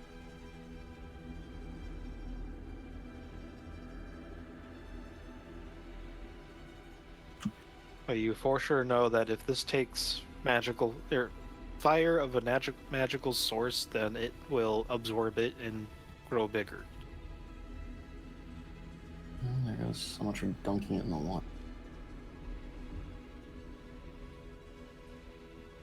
No, what's really a threat at this point? Is the tree an enemy, or is the tree a like thing we're supposed to? It was about to try to strike out at Zend and Nantavos, but then it decided to go to the water instead.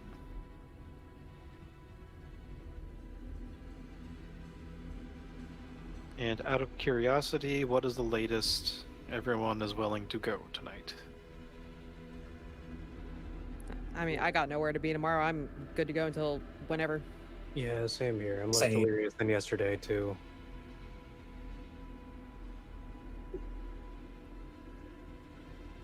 Alright, fuck it. I'm gonna drop concentration and we're going to cast.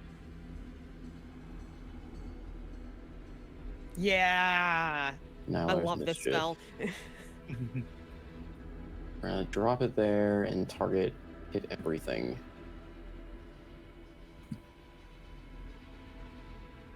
Oh boy. I get to roll a d4, or yeah, 6. Okay, everything has to make saving throws against me or it's charmed. I'm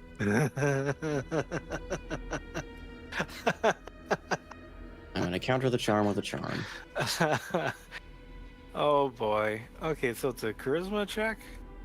No, wisdom save. Wisdom saving Wisdom save. throw. And normal? Yes. I don't have advantage on my illusions yet. Why did he roll a d4? Oh, I guess it's running on my screen. Weird. He has Bane. He's baned. Ah, okay. I thought like one creature rolled a d4 as their like saving throw. Cool. The power of Bane. Okay. So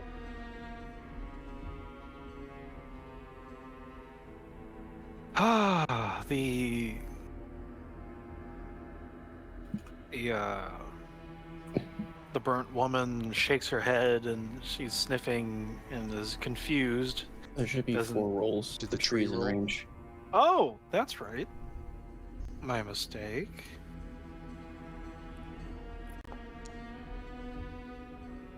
Good. Oh, That's interesting. The tree likes apple pie? I'm not sure Cannibal what that tree. says. pie, apples. He's a treant. It's Looking bringing for back the memories of the midwives. orchard he was once part of. I dream of these. There's a quote there. I forgot what it would have been.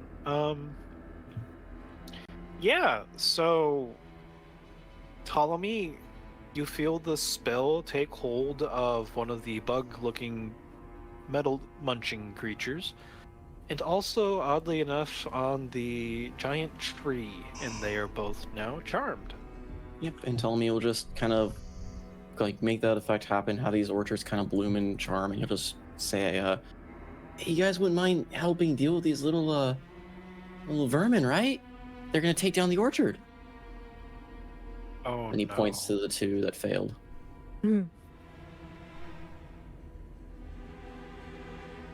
We will see the results of that particular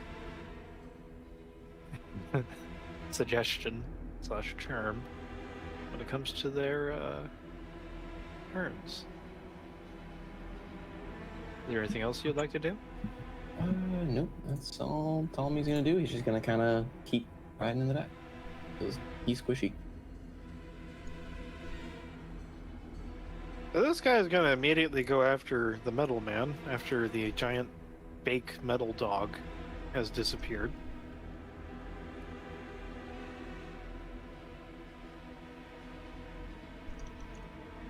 Does it do anything? No, it doesn't. Imagine that. It trips on the skeleton once again. This one was tossed around by the metal man. And it's going to do the sensible thing and proc an attack of opportunity.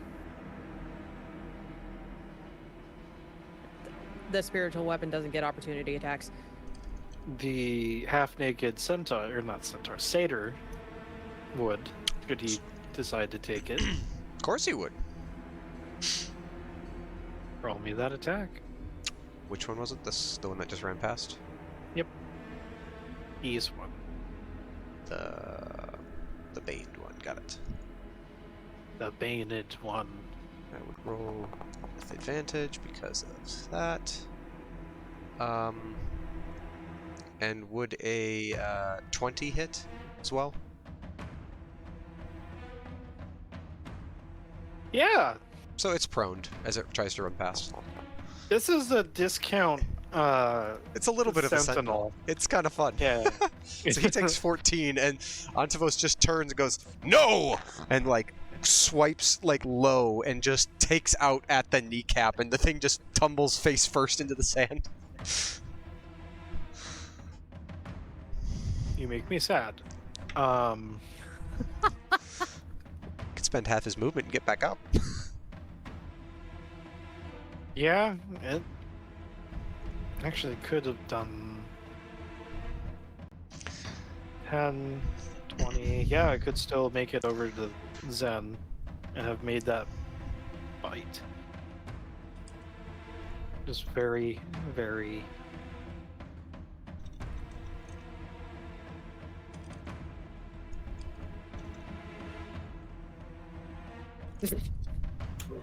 This one trips over itself as it tries to get up and rush me. Face plants into the sand. Zen has ridiculous AC.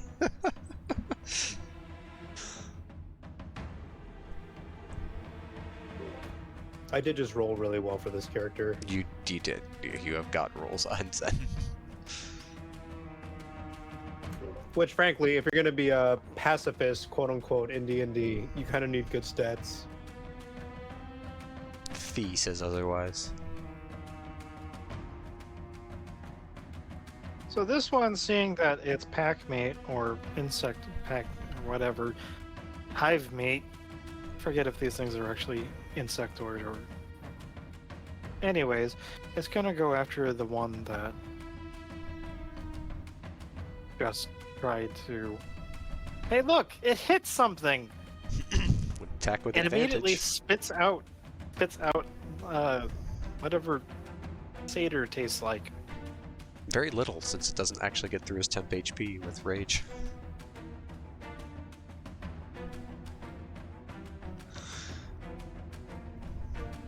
Ah, Helene. All right, so the spiritual weapon is going to take a swipe at this one over here. And it was I smart enough to put this in my attacks? I'm pretty sure I did. Yes, I did. Oh, look, it actually hit. Bonk. That is a solid thrust into center mass and pierces straight through the carapace, and it lets out a keening whine. Awesome. Then I am going to if my why you do this? Hold on.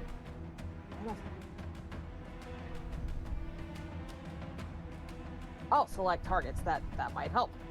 It might. Well, no. It's still. How do I select multiple targets? Shift and double right click. It's not. It keeps bringing up the save image as thing for some dumbass reason instead of letting me select my Or targets. you can go to under your controls where it says you got select tokens and select targets, the little target icon to the top left. Yeah, I've got that selected, but it's not letting me select multiple targets. You should just be able to hold down shift and just click each one of them now if you've got that as your. And click them. Okay, my mistake. I understand now. Thank you. So when you don't have select targets tool selected, it's double right click. When you do have Okay. select target tools, it's just left click. Okay, I understand. Sorry about that. All right, so now that we've gotten that out of the way, my bonus action was the spiritual weapon. For my action, I'm going to cast Bless on Ontavos, Pem, and Avery.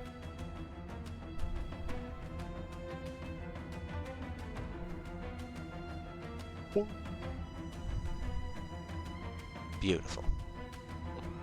Not that Ontavos needs it, but hey. This is a He feels the power of God surging around him, looks back, gives her a wink.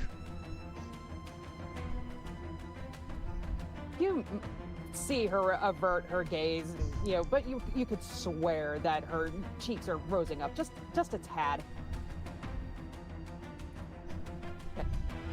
And by the way, I want to remind everyone that if you're in my aura, rather than taking the temp HP, you can also instead end an effect that makes you charmed or frightened. Just FYI. Oh, oh, how about that? Sorry. You probably could have stood to know that before. Sorry. That's all right. Ontavos would be okay feeling charmed by an attractive woman. Wink, wink, nudge, nudge. Humana, humana.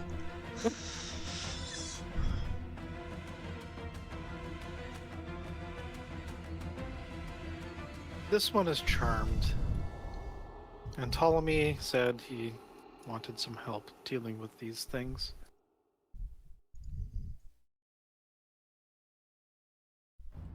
Oh, okay.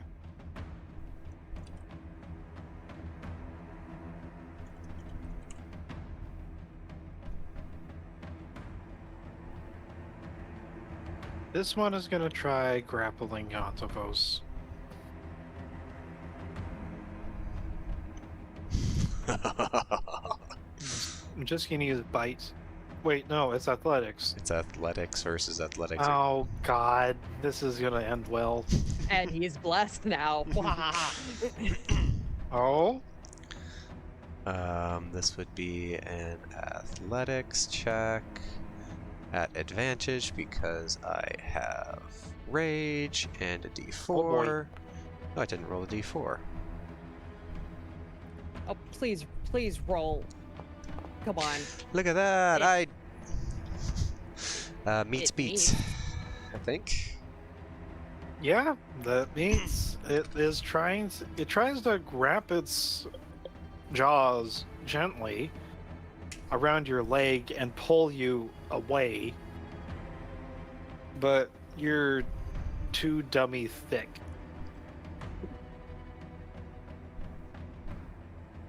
And it looks over to Ptolemy and whines.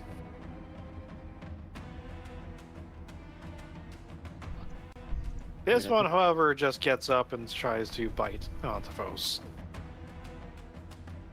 taking a cue from its pack mate. Wait, was that one of the ones that had gotten charmed? This one Or up was it here, no. This Okay. one, those baned, yes. Then why did it attack to what? It was trying to do what you asked, take care of this problem. I thought the Dryad and the tree failed. It was one of the worms. No, up the here? Dryad succeeded. Correction. It does grapple me. Bless only affects attack rolls and saving throws. Oh, fuck. It's okay. Oh, I am wonderful. grappled. I So it can't- spent 10. It drags you 15 feet towards the tree.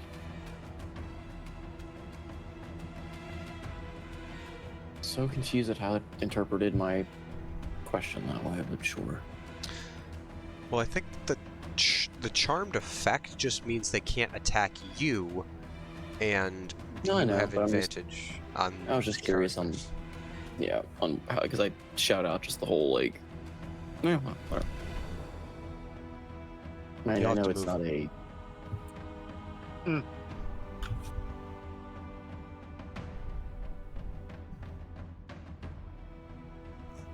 Excuse me.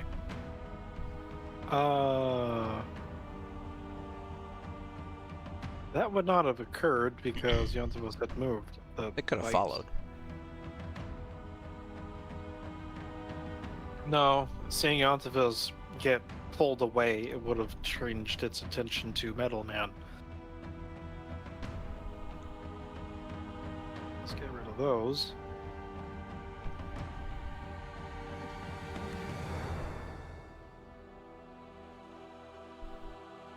Let's see what.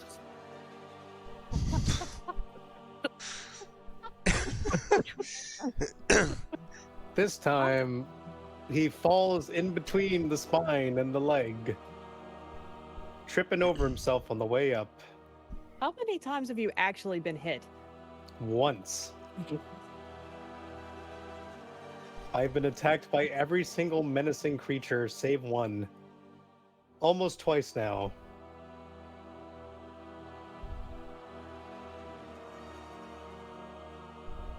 Funny enough, I think only one of them that has missed has come even close to my AC.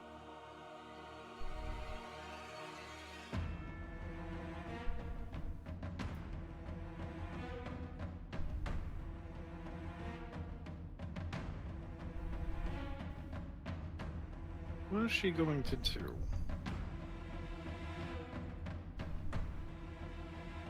What is she going to do?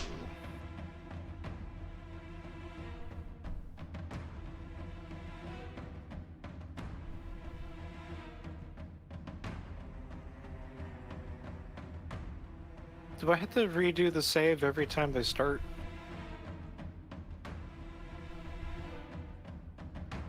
From there. It's the start of, I think, Ptolemy's turn. He re-rolls the 1d4, Yeah. and then he can move the square, I think. I can move the square, re-roll the effect, and then, well, I mean, I have to re-roll the effect, but I can move the square prior, and then the effect takes effect again. Like, whatever I roll.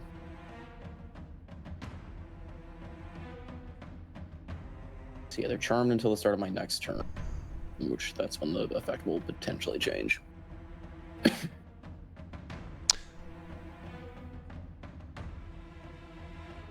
Also, is there a question? Hmm. Does Wood Lady consider the rust monsters her allies? Yes. Because 2 of them have attacked me, which means I would make 2 wisdom saves to break her charm. Yes.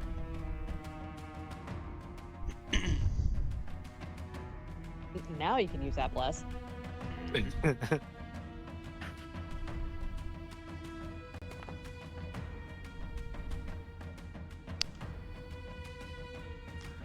And 15 and 11. that 15 breaks through the charm. Okay. Though it is definitely a feeling that you have felt before. In much less aggressive, well, in much less bodily injury creating circumstances. Proclivities. Yes.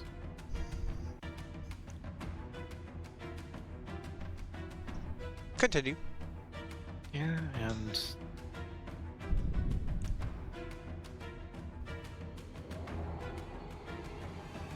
she's actually gonna start.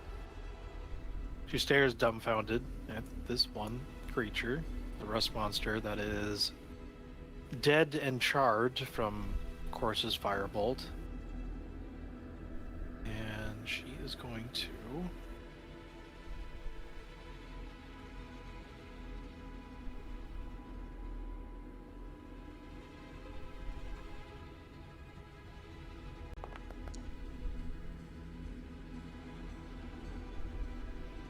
she's stunned and her resolve wavers, but then she looks around with a wild glance and shouts,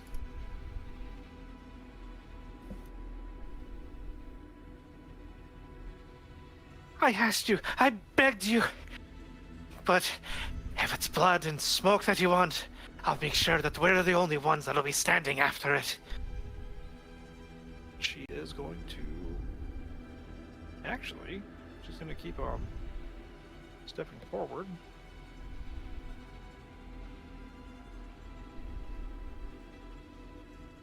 And that is a lot shorter than I thought it was going to be. 15 feet. Yeah.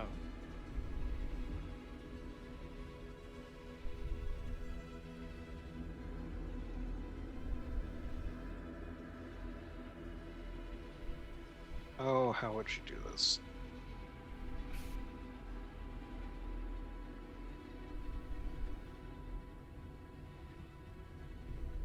Targeting with this is so weird. Oh, there we go. Kind of.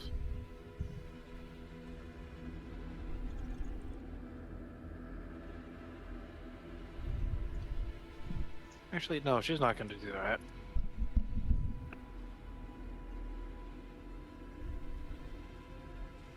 She's going to cast Scorching Ray instead on Daneker.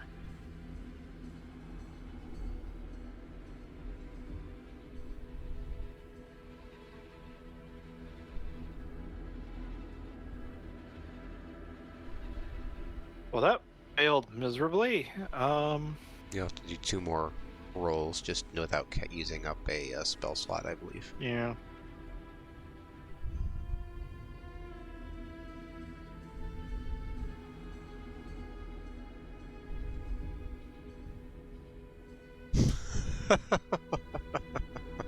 And he just bats it away with his shield, each and every one of those rays. And she jumps back. Very much the bravado in her speech faltering. This one takes the time to roll around in the sand to get that plastic crap off of it. And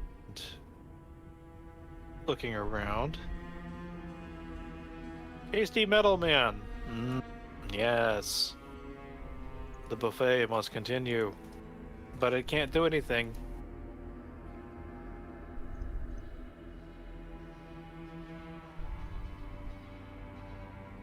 Avery, you were in a target-rich environment. Holy shit. Can't believe I got a second turn this night. I'm gonna use the bonus action to fire at this man right here. Okay. Good. I just remember how to do that. I think you made the gun itself has Oof. a boom.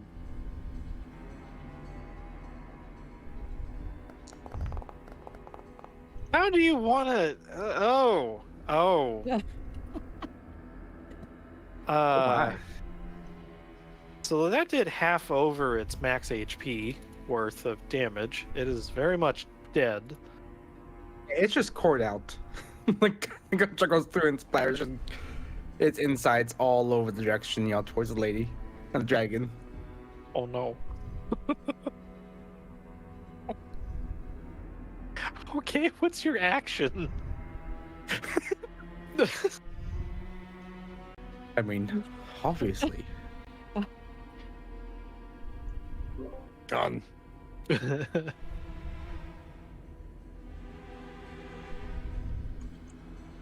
Obviously. I am going to toilet this guy because I'm knocking him. My little grappling hook shoots out and bongs it right. Well, tries to bong in the head.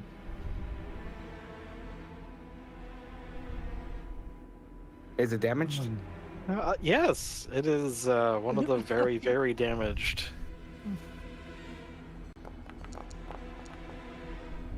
Holy shit. That is a god roll. Except it saved. Oh, Oh. Blink. The reeling in of your grappling hook is very sad. this dragon through the sand. I'm gonna heavy-hand the kid.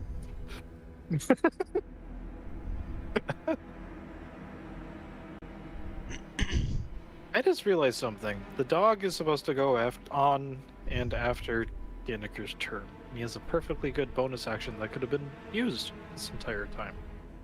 Oh well. Oh well.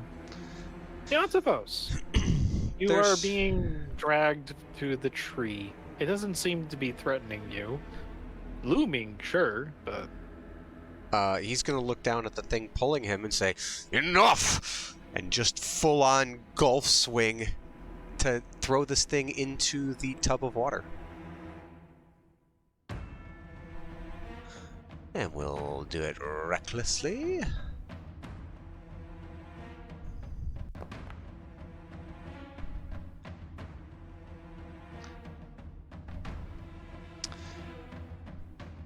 Um, 6 plus 5 is 11. Would a 15 also hit it? Yes. Cool. So it takes. How do you 14 want to damage. do this? Like I said, he just golf swings it, and it goes straight through like the skull, and it just splatters it, and it doesn't go anywhere. And he's like, "Ah, fine then." And he will spend 15 feet.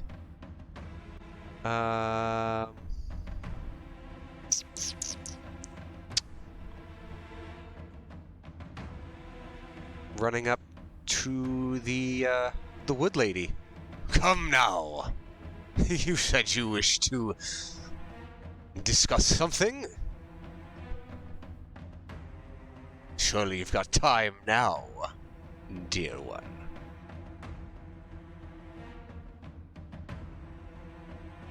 That's it.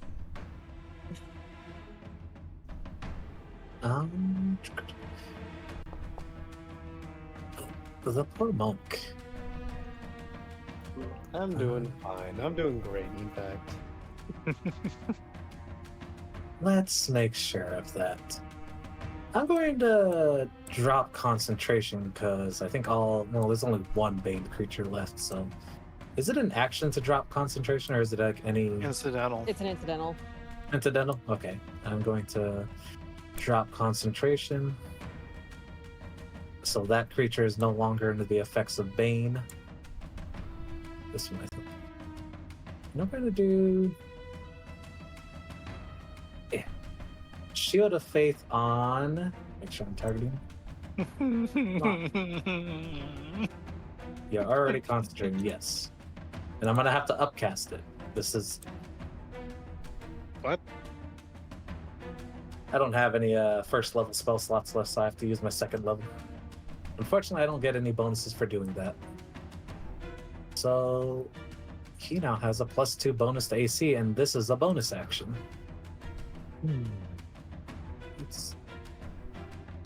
going to target the one that's closest and hit it with Toll the Dead, because this spell never fails.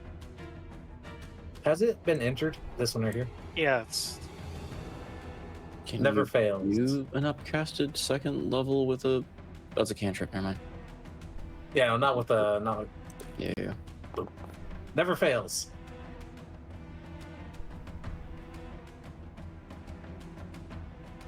Never fails. How do you want to do this?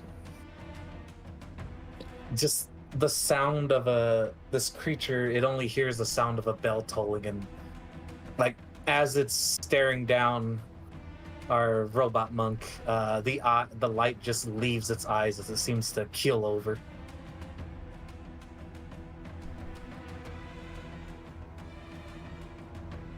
And I'm going to hide behind the red-hooded man.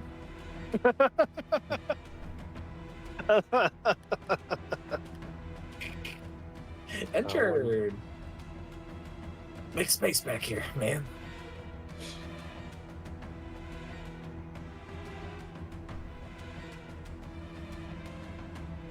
Hey, it is the elemental's turn.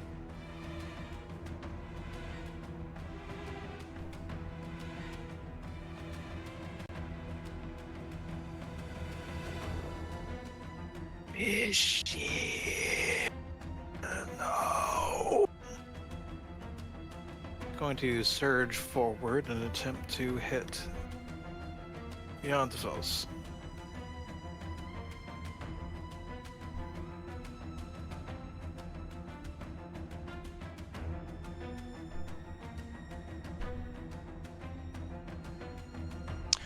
Well.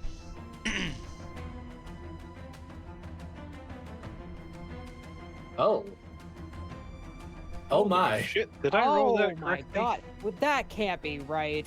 Jesus Christ. No, that is not correct because it's rolling both types. Yeah, that's a 14. That is not a. That is not 44. That is actually 14. Jesus. Whatever it is, it's halved, so I take 7. There'd be 3 plus 8 because Doesn't matter. Halved. I'm a bear totem. I'm resistant to everything but psychic, so it's halved. you are a bear totem. So -7. I applied it. We're good.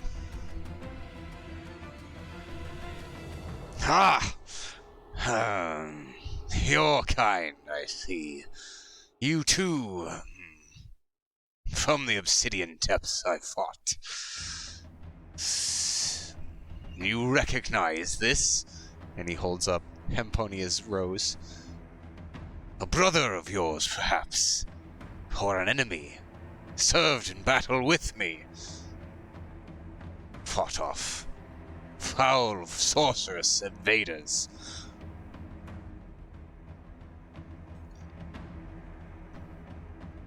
Two onyx gems within where this thing's face might be shine as boiling water, act like eyelids.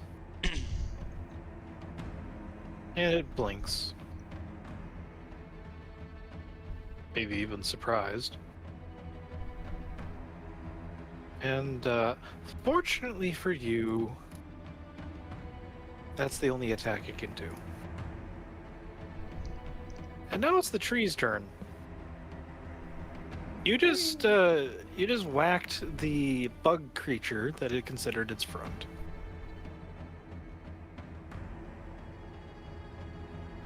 You are now a problem.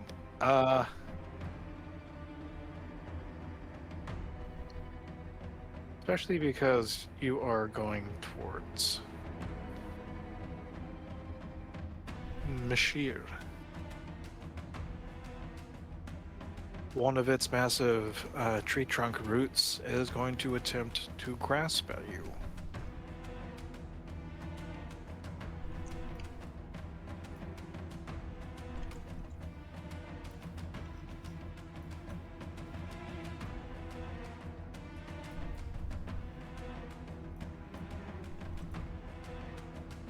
And with a 15-foot reach, you're within, and you are now grappled. After being hit by and squeezed, constricted by this burnt and charred wood, and as you're being encircled by it, you notice that the bark splinters and is brittle, and underneath is heartwood. It's weeping. Was that a melee or an attack roll that it did against him? Yes. I'm gonna silvery barbs it. Okay. I will re-roll that attack. Me throw that out there. Yeah, you would just re-roll straight, not with the advantage. Yeah.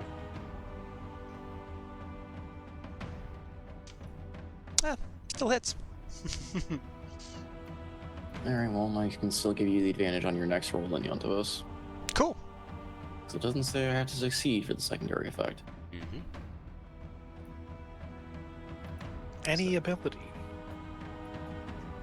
So, So, Antavos, as this thing is about to squeeze very, very tightly with its various barbs and barb-like growths, you notice underneath the cracked bark that's actually weeping red sap along its heartwood. And given your history, it's almost as if, how would I describe it?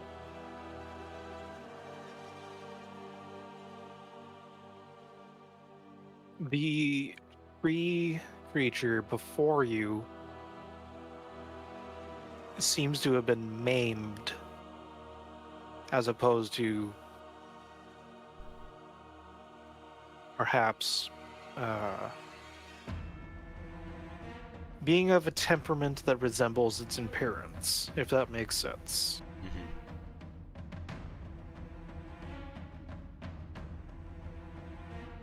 It is in pain, but not necessarily something that wants to cause pain, perhaps? Well.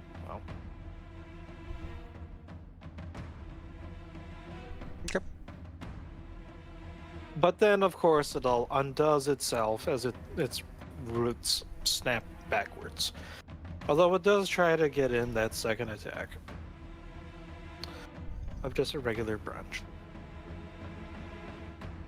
on the backswing.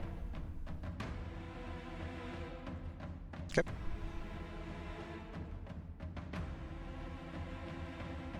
And it's actually going to use its 30 feet of movement to interpose itself between the group and Mashir,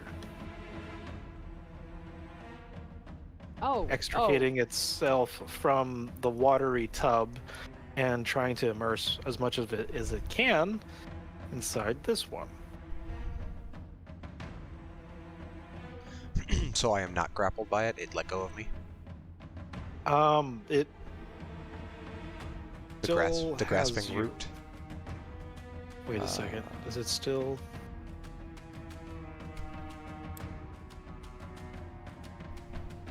Yeah, you are still.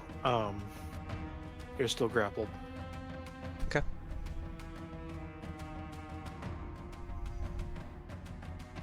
Then you have a menagerie around you. All right. So, about how high up is am I on the skeleton right now? 5 feet, thereabouts. Sure. Okay. I'm assuming the bug creatures around me are roughly the same. Yeah. Okay. Am I able to do a attack, then move, and then flurry of blows? I think the stipulation for that monk ability is you have to spend key first before moving. No, not for key strike. Flurry of blows is different. Oh, Okay, it says immediately after you take the attack action. I'm assuming that means no movement in between. Doesn't matter. Nope. You can move in between. Oh, okay. In that case, I'm gonna smack this guy.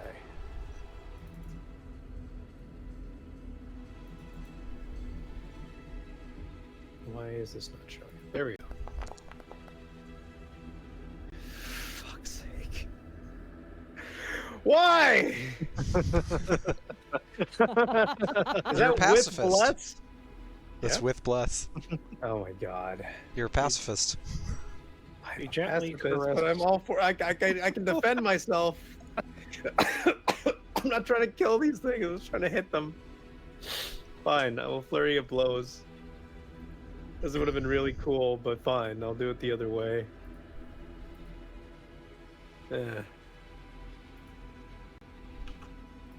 Okay. Unarmed strike.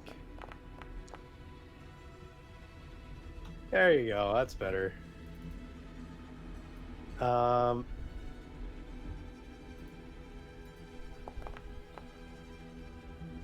Alright. I would like to use Crusher to... This is up to GM Fiat, but I have heard it go this way before. I would like to move it 5 feet diagonally upwards. You know, you can move like diagonally and still count it as 5 feet? Hmm. Yeah, so I'm hoping to move it up and diagonally over. If possible. Simple enough. So yeah, basically over here and have it fall 10 feet.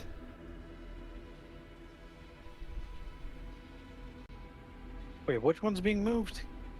The one I targeted on the left. Oh. So you're attempting to cause 1d8 fall damage to it. I'm taking. D6. Yes. He's oh. I want to complain about a D8, but yes. Yeah, it And falls it- down on his back and lands on something a little bit harder than sand, and is in pain. It also does I think a dex saving throw, or it goes prone.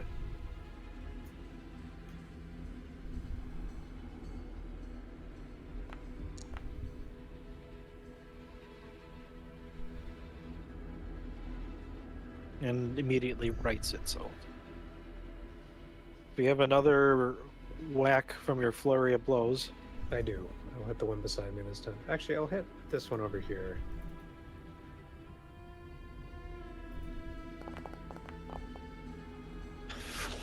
What? Yikes.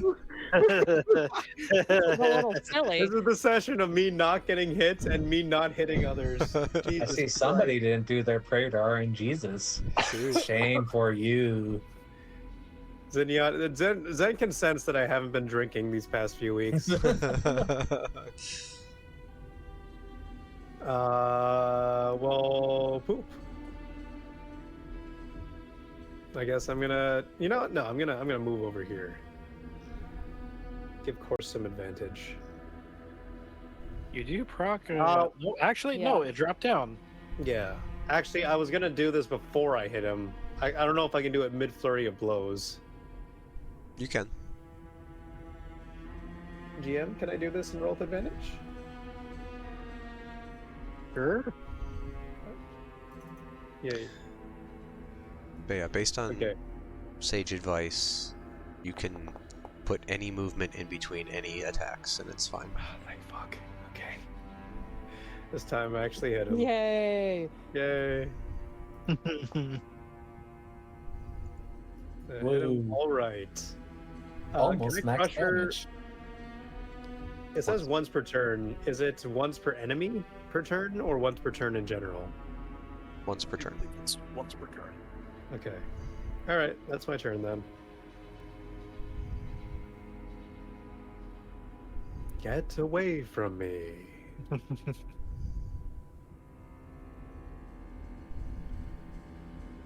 Congratulations! You have another friend scrambling up this part of the skeletal figure. Oh, for goodness sake. Winner, winner, chicken dinner. Stop being so metal.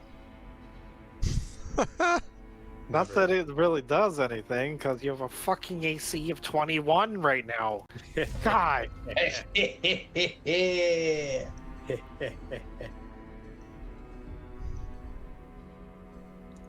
Oh, okay.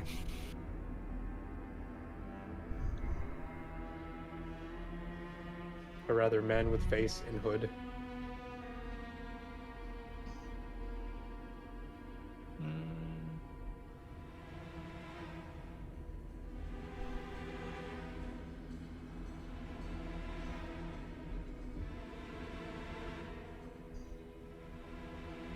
That's interesting.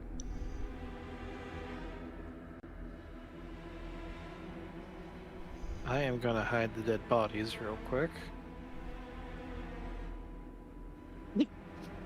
Swallowed by the sand. Ooh.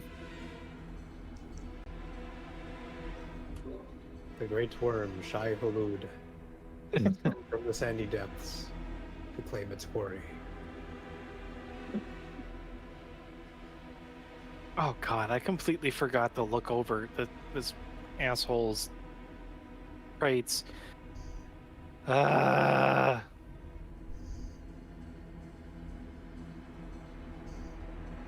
Yes, he has all these reactions and other things that would help to make this easier to go through.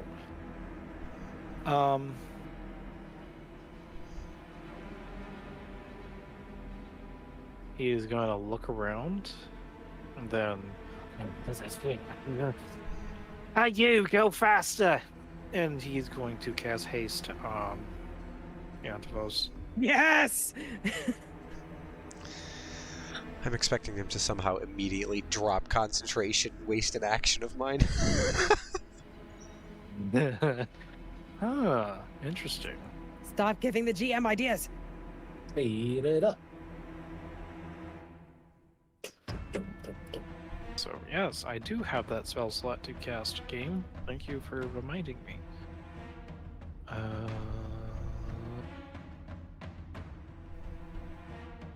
Haste, Antivos. Roll. Yes. He points his shield towards you. He clicks a button, clicks it multiple times, and then just whacks his hand on the thing before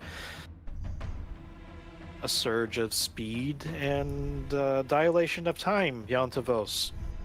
Everything looks like it's a little bit more in slow motion, and looking between the two enemies beside you, it's difficult to ascribe intent to the elemental, but you look over and can see Mashir and would it be perception or insight? The roll gives you the type of information Uh, with advantage. Perception or insight, you said? Yes.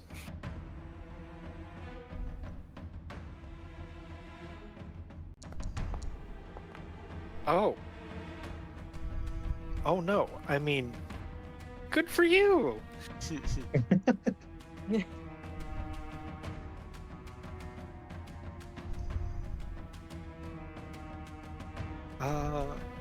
Perception.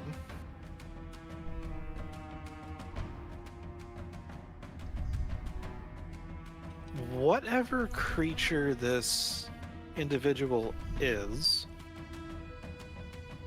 Yantivos, you are able to pick out all these small little details that don't quite add up. And you're remembering that there are indeed creatures, womanly, not quite elementals, but people like Moralia that are of a fiery nature rather than water, although this one, your memory is jogged, and this is not one of those fiery and tempestuous troublemakers that are given over to wanton destruction for the hell of it. This is actually a dryad.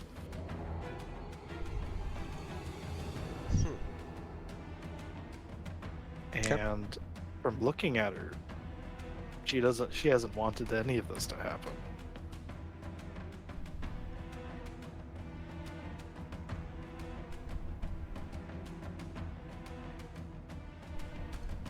The faint tears she has rolling down her face are not that of rage. And you may do with this information what you will. And Daniker looks around and whistles loudly, and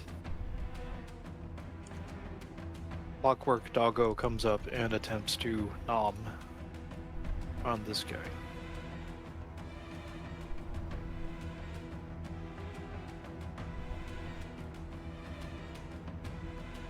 Which hits, and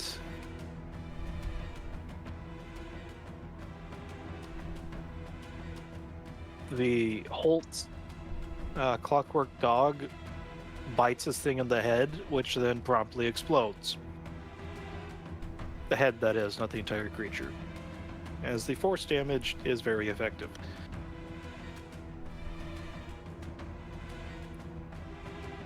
Tell me, what you doing, bud? Well, I guess first things first, this thing moves 10 feet. Fortunately, you're just going to be in the way regardless. So I need to make a... Hold on, you don't make the save yet. I have to roll a new for a effect. different thing. Oh, But okay. I have to roll a new effect on it, which... Oh no. 4...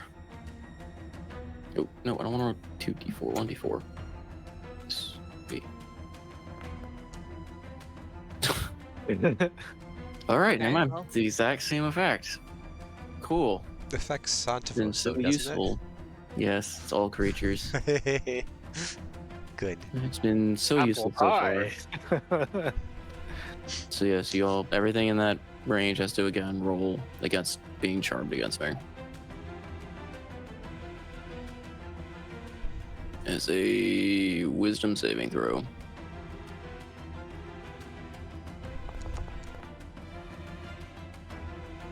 Antvos is not charmed.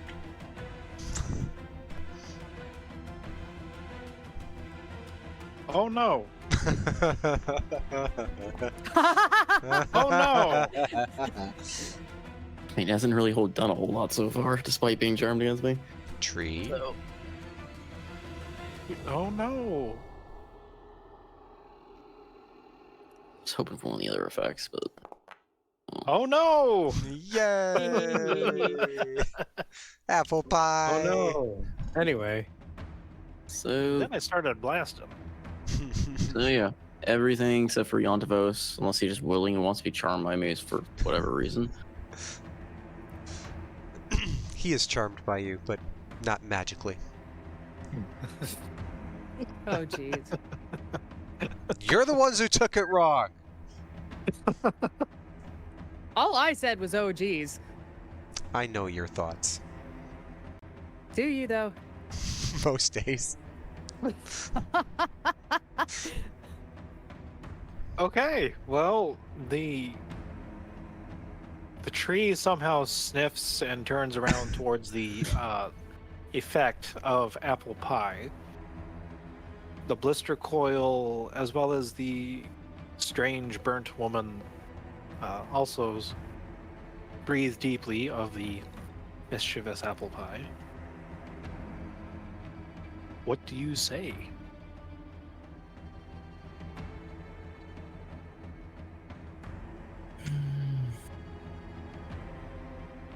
Can't we just talk about this?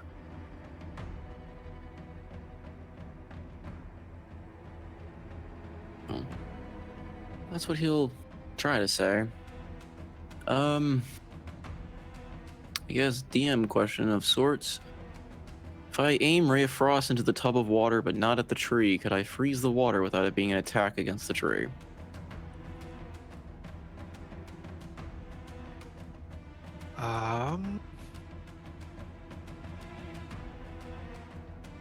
Sure.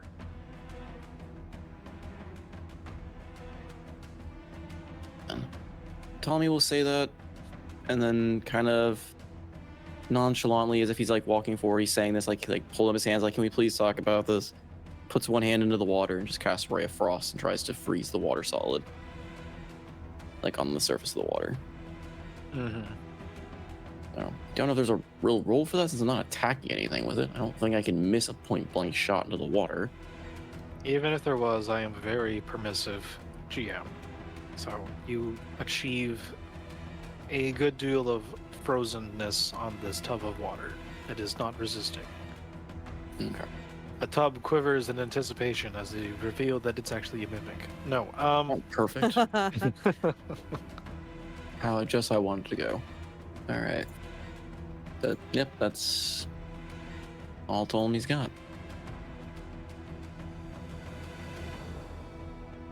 But okay.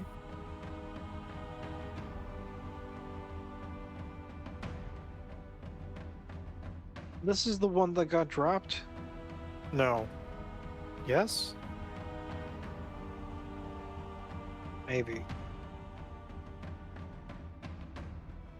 It's gonna attack the cowman.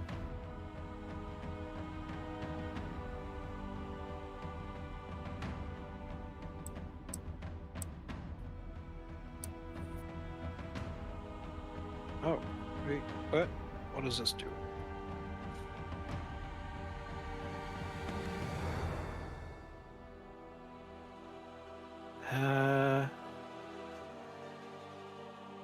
Why would that wouldn't do anything?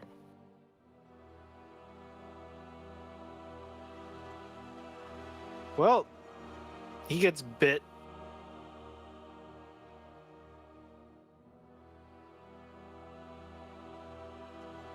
Uh-oh.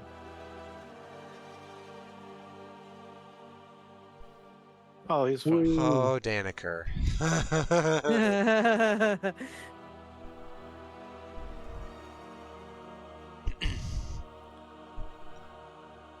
Oh, he has Warcaster. That would have been an advantage anyways. So the rest monster is not happy. Helene!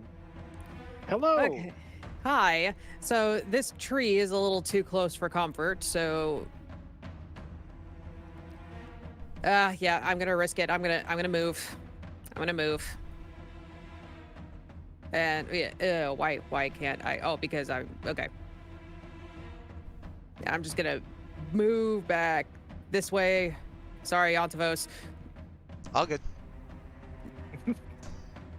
Does the tree try to attack me as I move, or Whatever Ptolemy did seems to be working. okay, great, perfect. So now that I have moved, I'm I'm gonna use my bonus action to cast second level healing word on Ontavos.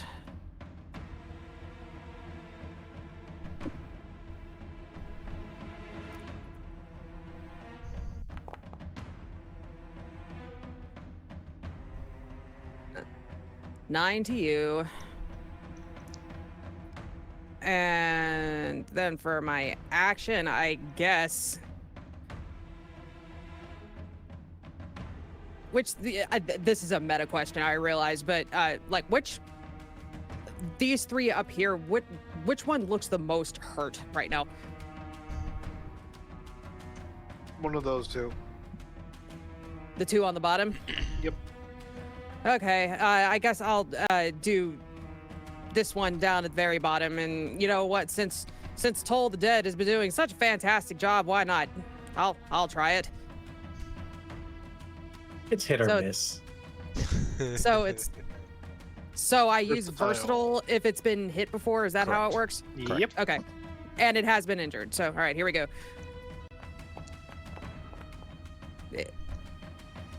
Oh, look at all that damage. And yeah, okay, fine, whatever. Okay, yeah, that's all I got. Your spiritual weapon. Oh, you use I bonus use action. I use my bonus action to heal you. You're welcome. That's right. I appreciate it.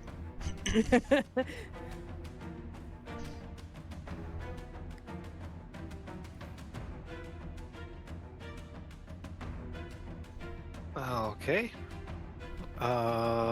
This one is still interested in the middleman. The hungies. The munchies.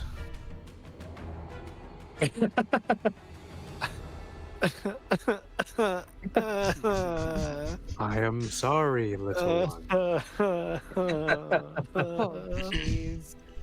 I'm sorry. We're sorry. For the rest of the time this game will happen. We're sorry. I pat it on the head gently. If it makes you feel any better, I have had poor luck in hitting you as well. Wait, can I actually make a... With how fucking demoralizing that was, can I make an animal handling check to just send it packing? Sure. With advantage.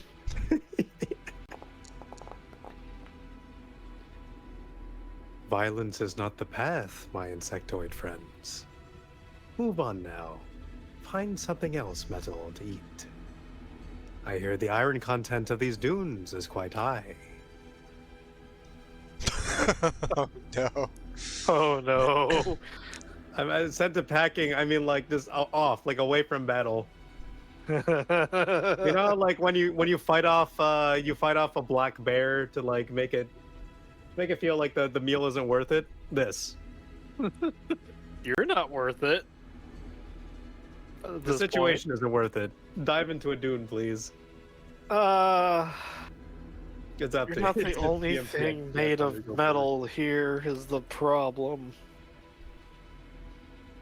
So this one hops off or down the bone and is, after trying to bite you, it sidles up next to the dog, looking very hungry. There's a tinny from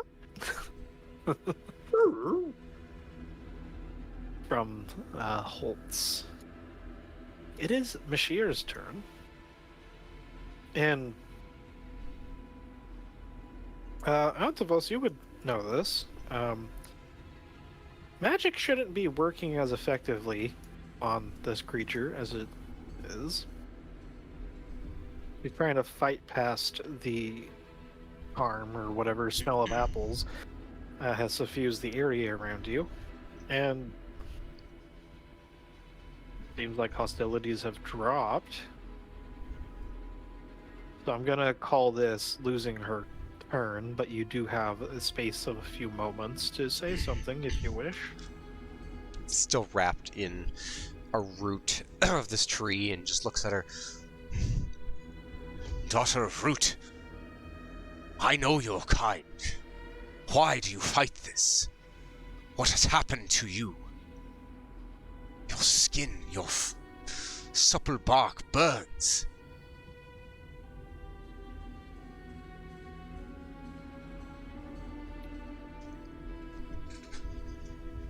Her mouth opens and shock, and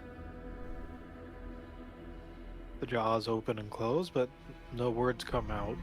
I know of one who can help you.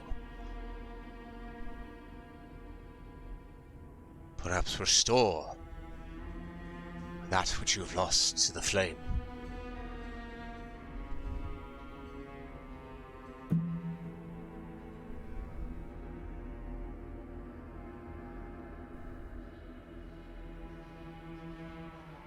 Is that the end of your Yep. interaction?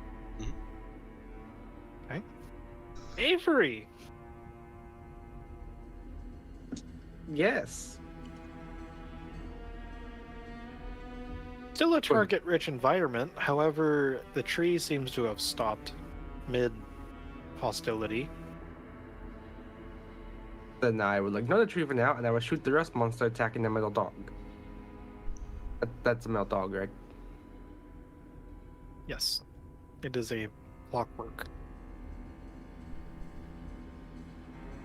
Why does the kid have my gun? The gun goes to the...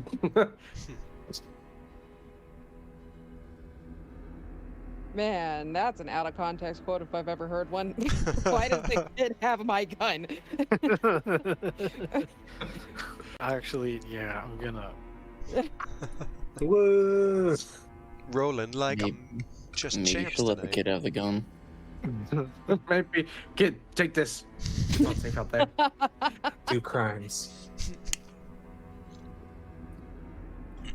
Well, that didn't work. Time for good old-fashioned total dead. Never fails. This thing damaged? Yes. It's not safe to go alone. Take this. Wow. Take this Glock. Oh my god. Oh my god. Splat. You know, just for the shits and giggles, it crits and it explodes. Congratulations. Yay! You The sound so grappling hook goes through one. The grappling hook goes through one eye, not the other. Yeah, with your grappling hook, you told the dead, all right. You rang his bell. There's now nothing left inside the bell. Okay. Is that the end of your turn? Yeah. Oh, poor Zerg. Oh no, this is perfect. Everything's going fine, just the way I envisioned it. Alright. This root thing, I think if I remember reading it correctly, it had a damage on the start of my turn, or was it start of the tree's turn? I clicked on the feature up. Grasping root. Target the- takes at the start of 1d6 each- plus 6 bludgeoning damage at the start of each of its turns. Okay. So. Ow. Owie. You should be able to apply that to me. Yeah.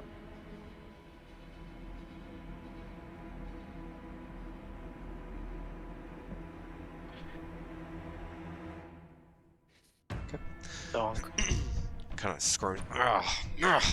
You see him quickly reach up from his belt, and he's going to take a hatchet, and he's going to chop at the root. He's hasted, so it happens almost in a blink of an eye. It just pops out and cuts down on the root. And he's not going recklessly. AC 15.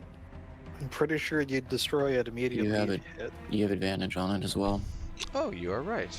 from silvery barbs. Well, I don't need it. Okay. So, cuts right through it. Right. And then, as speedily as possible, darts forward and wraps the cindery dryad in a grappling hug. Pulls her close.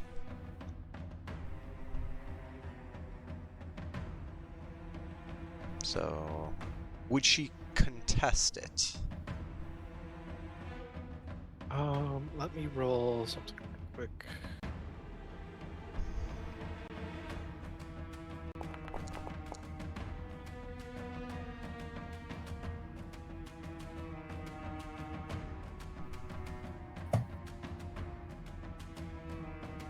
That was a really weird graphics glitch.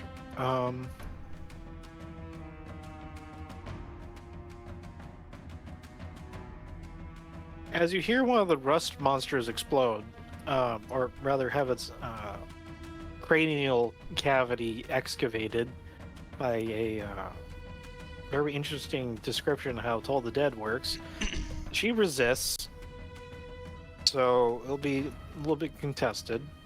Okay. I am raging, so I make my roll with advantage.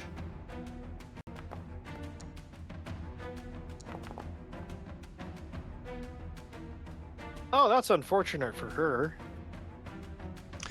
So again, it's like a blur. He's surprised at the speed he moves, but he quickly darts forward, wraps. It's not menacing. It's not like a menacing thing, but he quickly wraps his arm around her waist and pulls her close. And there's probably an inch or two between their faces. He's just like, "Come, I can help you. Call off this battle. It need not continue."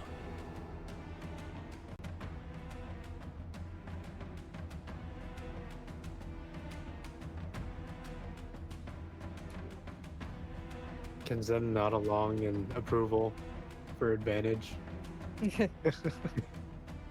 Ptolemy's also saying, like, yes, do it. Trust me. I will resolve this on Ptolemy's turn. He also gives her a quick peck on the lips. Oh. Man. Never mind, a water nymph is going to appear out of nowhere and murder us all now. Or specifically And Yonko. she cast Meteor Storm. How dare you? No.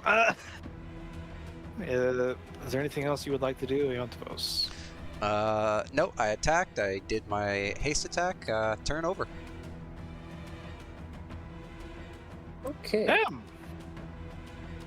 So currently, the tree or the tree-like creature is not hostile or aggressive. And to part us. of it is frozen, or in the frozen over pool of water. Yes.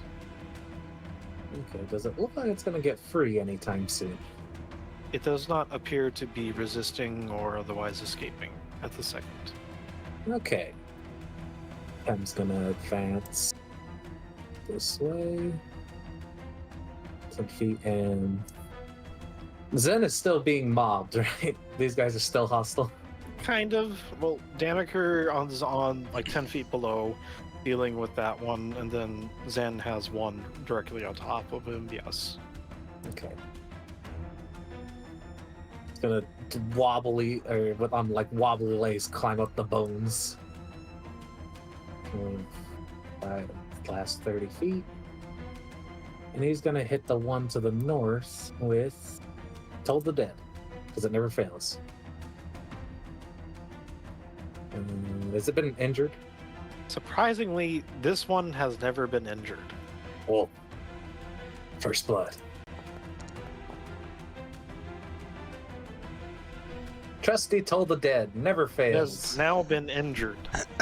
Never fails, Toll the Dead. This one appears to be the runt of the pack as well. Ding dong, ding dong. And Mash that- that button like you're a ding dong ditcher. bang, bang, bang, bang, bang.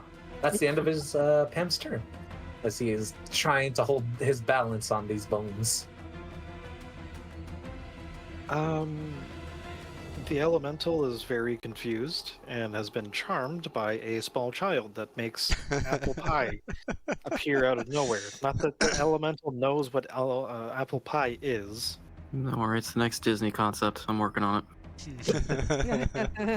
And he looks over at Yontivos, who he had seared and singed and boiled slightly, and then at Mashir. And as purposes of the charm, he loses his turn. The tree recoils in pain. There's like a quivering shiver along all of its branches, and twigs start falling off, along with this oddly unsettling crackle and pop of its bark, and pieces fall off and reveal a little bit more of that heartwood, that inner part of a tree that should never be exposed. Yet, as the charred bark comes off, it exposes that kind of lifeblood of a tree, magical or otherwise. However, with the water frozen in the tub, it does shift side to side, but with the feeling of ice and cool, it steps a little bit further into the pool and tries to put as much of its it can into this cold, breaking apart the layer of ice.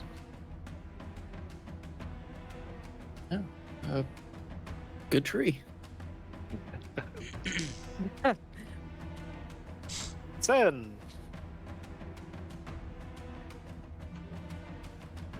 Well, I tried to peaceably resolve the conflict with the bugs, and did not seem to work.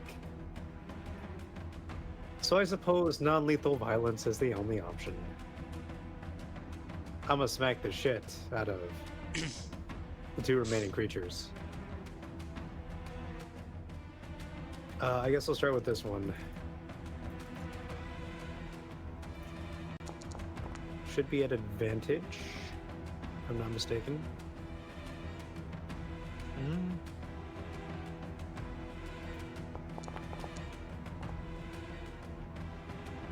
Ooh, so I get to do a fun thing with Crusher here. You get to knock it prone. I get to knock it prone. Is that in addition to knocking it 5 feet? Yes. Okay. Actually, it'll be a bit of a waste to knock it prone with. I will save the knocking 5 feet. For now. I will just knock it prone.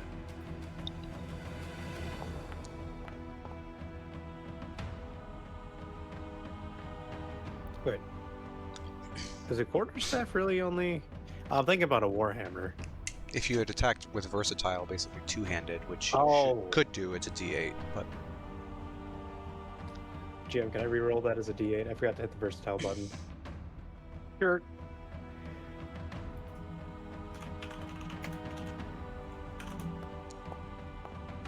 There we go. So that plus 4. 11 damage. And it goes prone. And you hit this one. No, the one to the left. Can you not see the one I'm targeting? Oh, I can. I just looked away for a second while I was reading. I the forgot if the thing. carrots appear for you around the thing. That I'm They actually- do. Okay.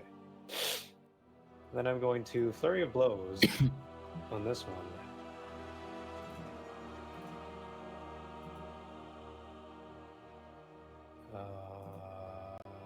There it is.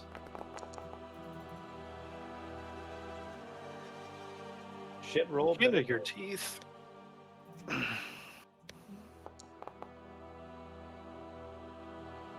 I'm gonna hit it with the other unarmed strike.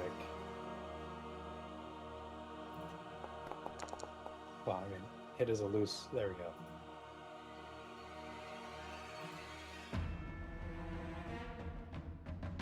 Okay. So- 6 damage, and I would. Sorry. How would you like to do this? As you As swiftly- non-lethally as possible. I smack it once, and then I do the lobster thing where I turn it onto its face and then stroke it behind the ears to basically just turn it off. Sleep now. There is Sure, no more need why for- not? I turned it off. I turned off its consciousness. It'll reboot in about 12 hours time. We're attempting to turn some wood on over here, and you're turning off a bug monster. Good grief. Yeah, Shit, this is that's, the perfect opportunity to say your life mine to a tree. I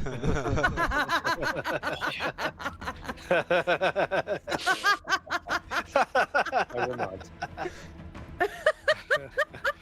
Do the suck. You know what? I With mean, that, I'm gonna use all of my movement to get over here. And it does not proc opportunity because I used my flurry of blows. And I'm drunk. You're drunk, so nothing can hit you. Well, I'm not drunk, I'm a drunken master, but yes. So yeah, that was my turn.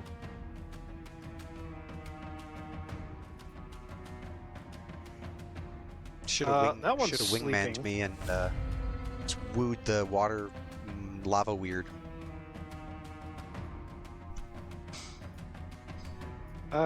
Daniger first is going to whistle, and his pupper going to attempt to explode another rust monster.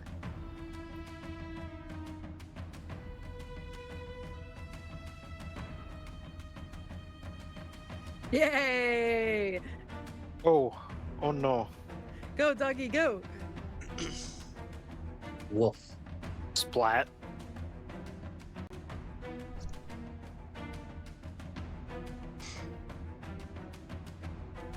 And now it's Ptolemy's turn. Something happening when the charm effect falls off, or do I set that up first?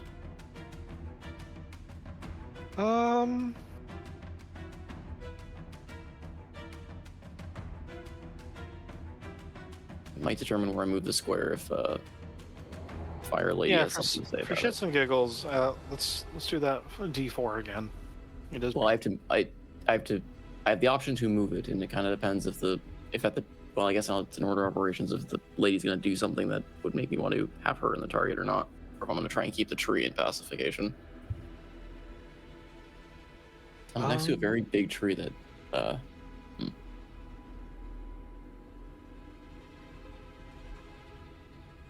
Oh, that's right. It drops at the start of your turn, right? Yep, drops to start my turn, then I can move it, and I reapply its effect.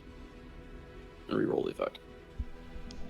And I think you said you're gonna resolve her reaction Yes. to Antivos's embrace. Yes, I did. I was just debating on how. Okay. So.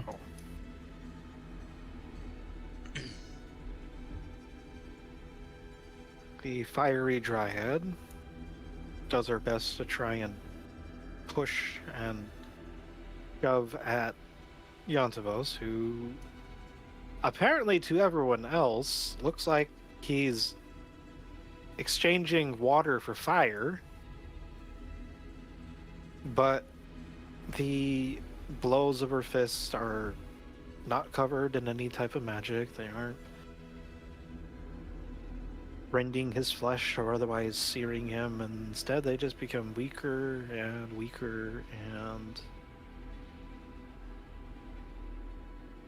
soon enough, once the rust monsters that are dead or dying have finally settled, there's just a light breeze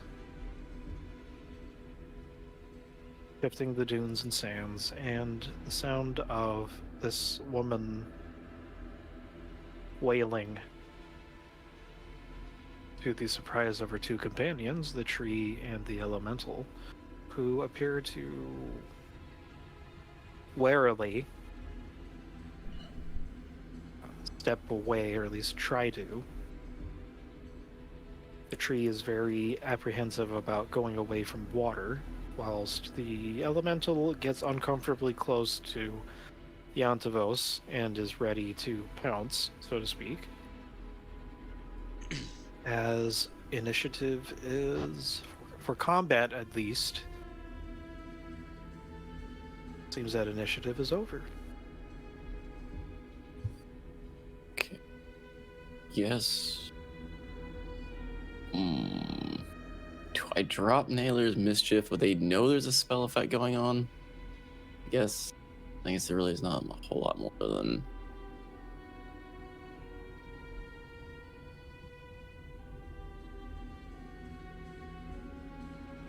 for now, just to keep it running, just in case shit goes sideways.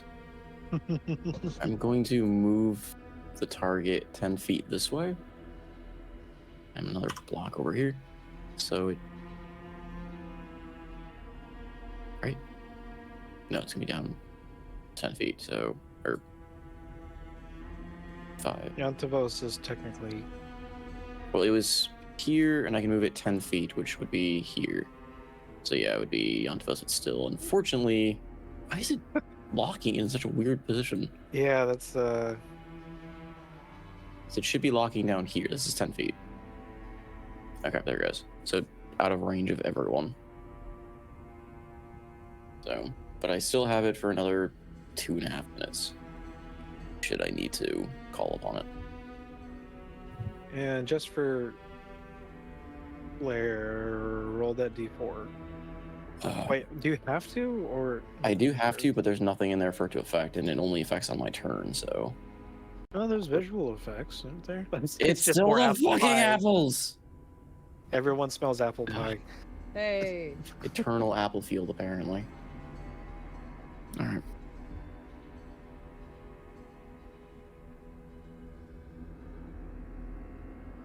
Yeah, if we're out of turn order, I feel like Yantavos is going to be the one that probably drives that, because Ptolemy's just going to kind of generate more area of effects. He would just kind of carefully not get too close to the tree and just kind of peer around it and see, and just say, see, I told you we could talk about it.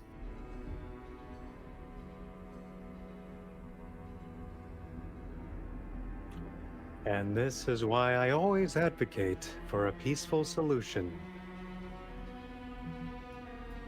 Ptolemy just looks at the literal mountain of dead bodies near you. I killed Where no you one. were. I killed no one. I made one guy go unconscious, and that is it. My hands and my conscience are clean. Also, I moved away from all the dead bodies. Oh, right. Well, I'm still staring at the pile of dead bodies and then at you. Out of curiosity, Avery, as hostilities appear to drop, what are you doing? There's a very familiar vehicle just across the way from you. I'm gonna start walking towards it. I'll take my gun back from the kid. My gun. No, kid's keeping the gun. I'm gonna start moseying on over to the ship.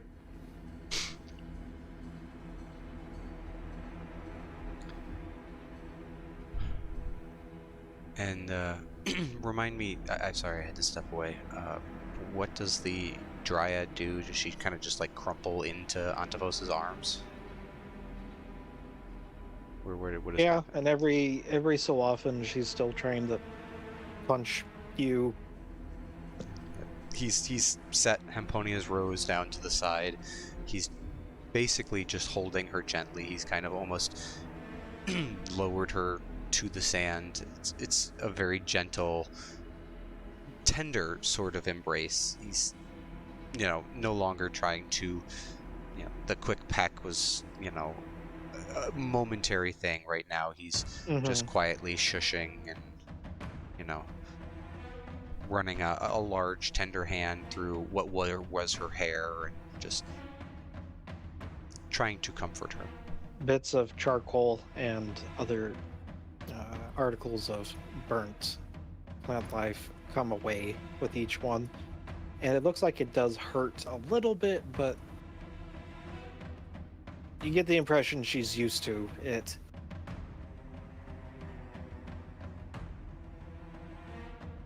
The pain, that is. What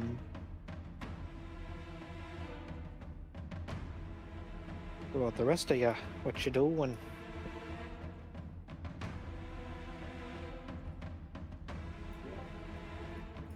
I will offer some booze to the crying lady.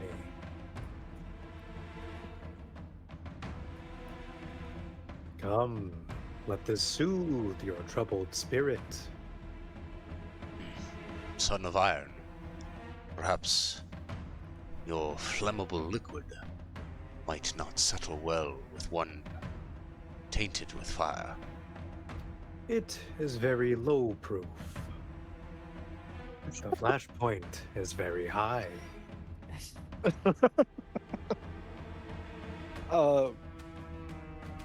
Ptolemy, with the smallest branch that it can muster, the tree creature taps you on the shoulder to get your attention, Mhm. and then points at the tub of water and ticks on the ice that's quickly melting in the desert lake. Yeah, Ptolemy's actually about to see if he could keep going at it. Like, he kind of apprehensively was approaching the tree and was gonna like start trying to do a little bit more applications of ray of frost into the water to try and cool the tree down for now.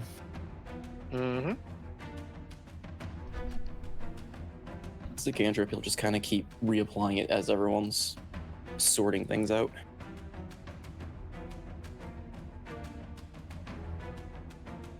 Okay. Pem, Helene.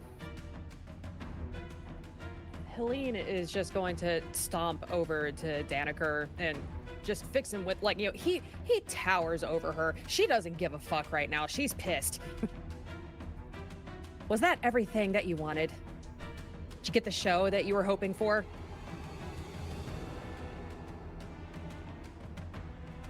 He looks at Holtz, who comes up, and he takes out a handkerchief and starts wiping away Rust Monster away from the creature. His back is turned towards you. Wasn't working for no show. Said you want to help. Oh, this was you helping us? Throwing us into a situation where we could have very easily died was you helping us? I was thinking it. Maybe we could have just stuck in and grabbed the ship, or at least look around it. Wasn't meaning to. He gestures around and various marks of combat. Seems like you handled yourself pretty well, though. Yeah, no thanks to you. I'm not the one who went around trouncing and tripped over her own feet and went clankety clank. If we're really going to shift blame here, then maybe point your finger at the guy that shot off whatever I assume that Helene doesn't know what a gun is. Yeah, whatever that weapon was seemed to draw a lot more attention than me being a little clumsy ever would have. It is a Glock 9mm.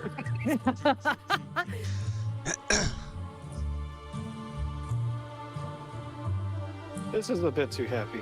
A little bit jaunty. Oh well, whimsical. He just shakes his head and says, "If it weren't for, we could have essentially just backed out of the portal once the shortcut went away. But well, yeah, it is a right mess." And Avery, there's something in the back of your mind that is tickled for a moment as you're looking up the side of the ship, and you actually see an anchor. Not an anchor as if a sailing ship would throw it and stay in one place on the seas, but it's more of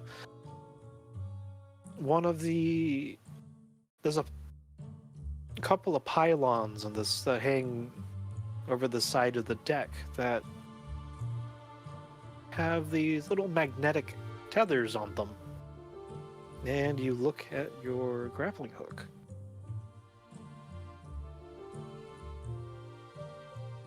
Just the right angle and momentum, and well, you don't have to grab a ladder. Yeah, Avery's gonna try getting up on the ship using those anchors. Roll me her flare and bears and maiden's Bears? fair. Bears where? Flare bear. That's acrobatics.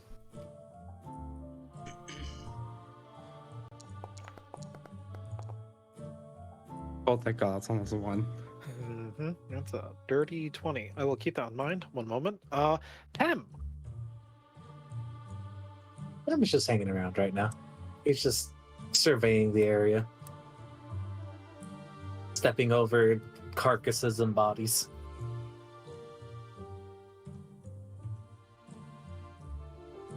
And Yantavos, the corner of your eye, you actually see the elemental look down and start reaching for, not so much bending down, but more like extending its arms as the metallic core of its body starts flowing into the arms, and it's attempting to touch Amponia's rose, the head of it at least.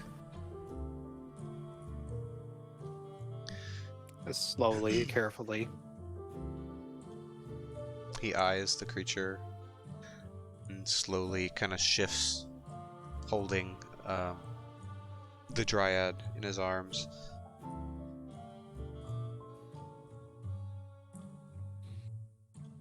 Can I trust your creature? Yeah. Is it one who would serve us?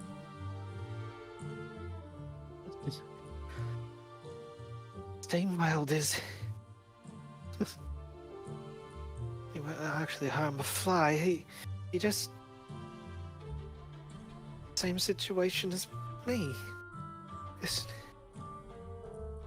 Who could help? I'm stuck here in the bazaar. You're only stuck by your own mind.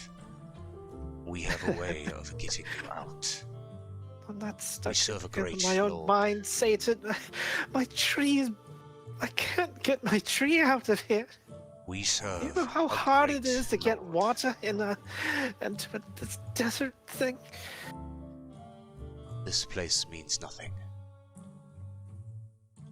No, you don't get it. It's just like those anchor things that those golems use. He's stuck here, and I am too. I can't go far beyond. I understand. You Maybe- must stay with your tree. I have known your kind before. Many have danced under the moonlit lights of Exile, my homeworld.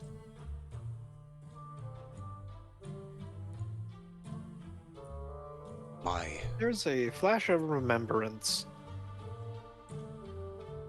My patron, a great lord of divine power.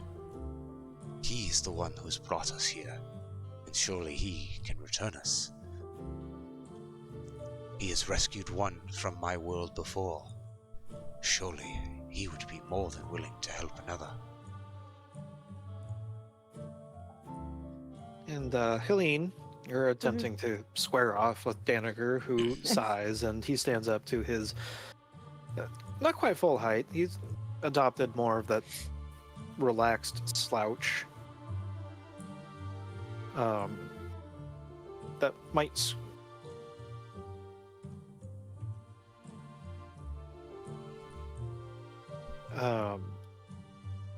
the more amicable, perhaps, mercantile persona, and it just says,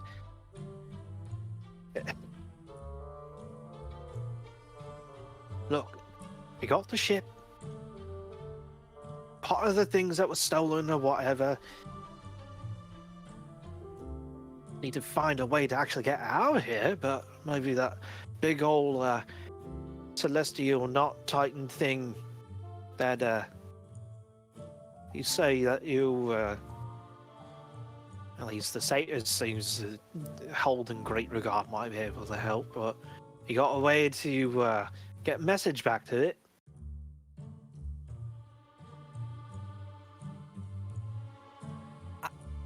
Out of character, I want to say the answer is yes, but it is completely left my brain. We've got the keystones. The keystone, yes, yeah, okay, thank you. Yeah, my brain just died. I'm so sorry. Why are you giving me milk? Where did the milk come from?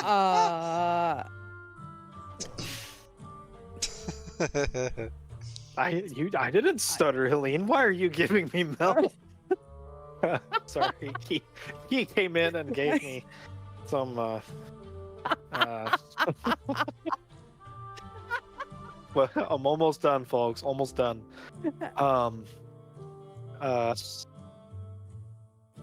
But yes, the keystones are a key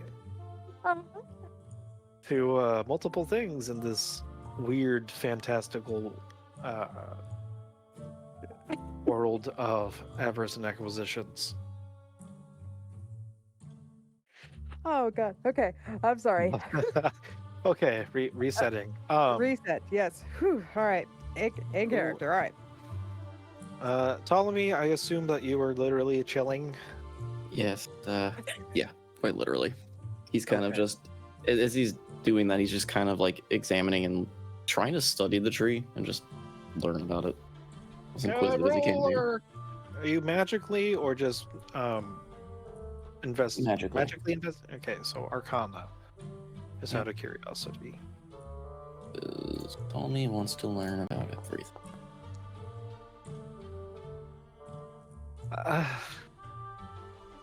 Can you stop rolling so high on things? That's his that only half stat is a prepared? shit ton of int. Everything else is a dumb stat. I can't do the Lord. Let the int man roll. I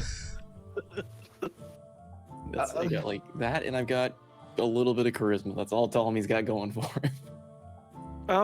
You look at this tree and just examining it through the arcane formulas that you know, you're able to discern that it's connected to something, and one leap of logic is not too difficult to make. That with some of the information that Altavos is pouring out regarding this being, that well, it's a dryad's tree and it's animated. You also see that embedded in the fiber of its being is a really nasty magic.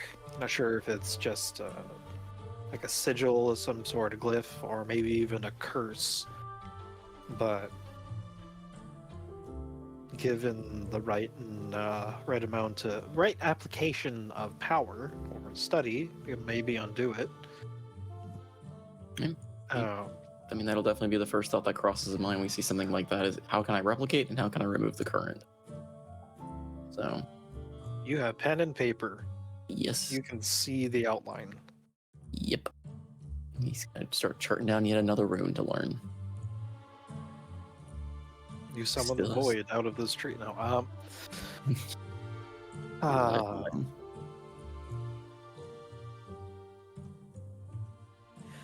Avery,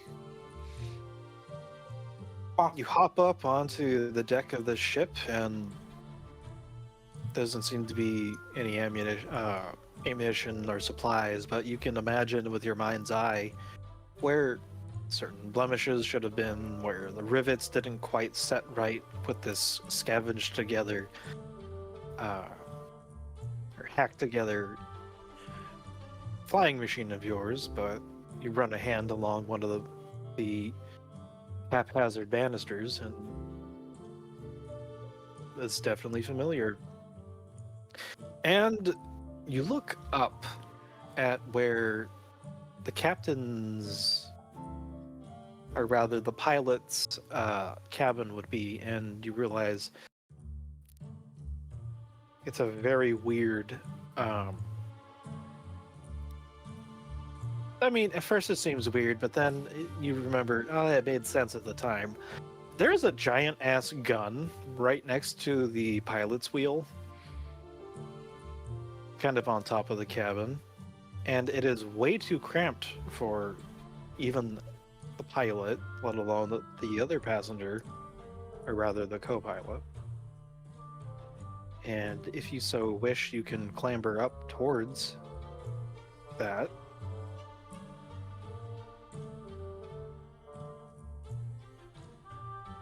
And swapping back over to Yantbos and Zen real quick. And do you allow the elemental to approach your weapon? Yeah, he doesn't stop. When she said that he wouldn't hurt us fly, he's just sitting watching. He picks up the head of Emponia's rose in both hands and then looks at it and just whispers, Broth. He was an honorable creature of stone. We fought back many sorcerous villains who came to my realm.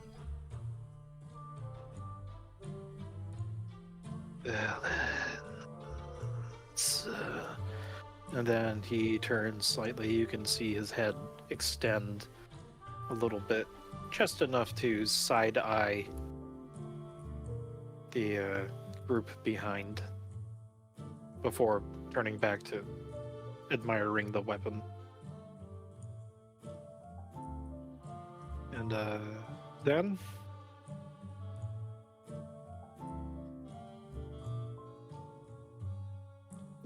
Yes. anything to add, or Sorry, I'm pretty out of sorts. Is there something I should be adding? no? If you're just moral support, then that works too. I am just moral support. I am offering booze to whoever will take it. She experimentally takes a sip and then has a happy fuzzy feeling that spreads across her face. There's even a little bit of a couple of buds of flowers down the side of her face. Very good. They happen to be hot.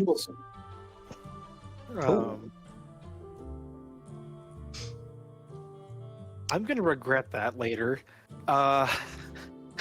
Avery, you see, coming up to the wheel, in the center of the wheel there is a slot in which there are, looks like, actually, it looks like there are two devices slapped together, or at least kind of when they're carried on your person, and when they're stowed on your person, they look like those hover devices. The ones that others might remember being attached to Keyring, the armoire mimic, as it floated harmlessly across Mara's office, much to her chagrin. Although in this particular context, if you just slot them in, the fuel gauge reads almost full.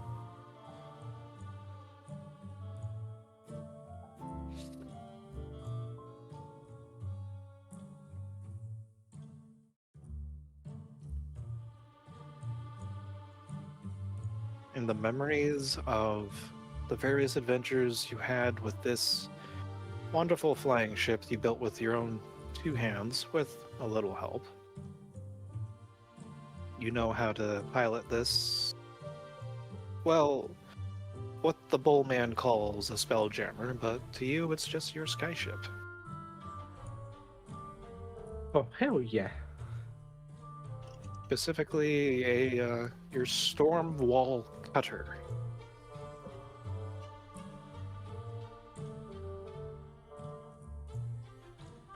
I know how to fly it now, huh? We've always known. You're practically raised on I have them. remembered how to fly it now, huh? Mm-hmm. Oh, fuck yeah, I'm gonna run underneath the, I'm gonna run to the front of the ship and actually pull up a panel and climb inside.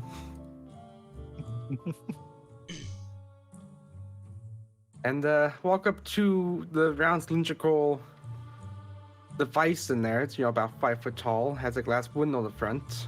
Mhm. I'm gonna reach back into my bag and pull out a blue crystal and stick it inside.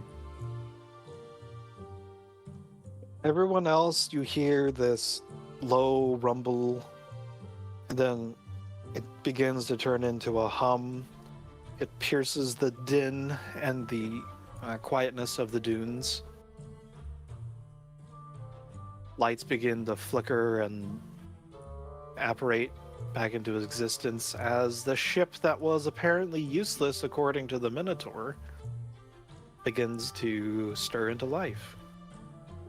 Avery is notably gone.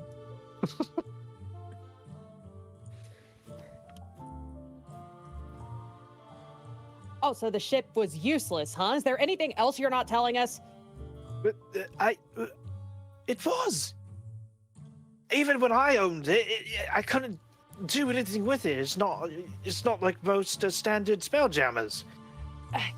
Pardon me if I don't believe a word that you say anymore. Let's just make sure that what you say is on there is actually on there. What I say was on there. I'm just gonna follow Helene. Oh, hells.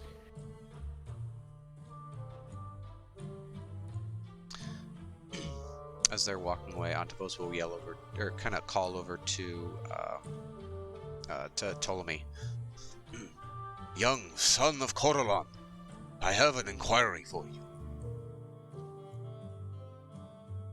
You can just call me Ptolemy, but yeah, shoot. Ptolemy, yes. I should get better with names.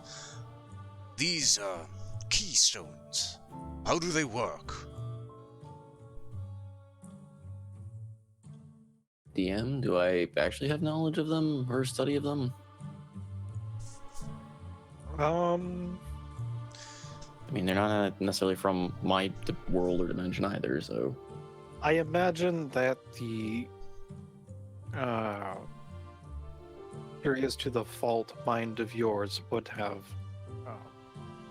ferreted out most of their uses at the moment. They keep you as in the group bound together so that no one can be stolen away easily, can't be teleported away from each other easily, and there is a function to try and get you back to Cole's place. There's also a really weird function that works as a planar tuning fork. Is it personal use only, or is it something that can be used on another person? The tuning fork? Well, any of those functions, I suppose. Most of them only apply, all of them except for the tuning fork function apply to self. Although, it seems that the ability to actually try recalling back to home, quote unquote, would require multiple keystones activating together. So one person can't just decide to go home. It would need 2, 3, 4.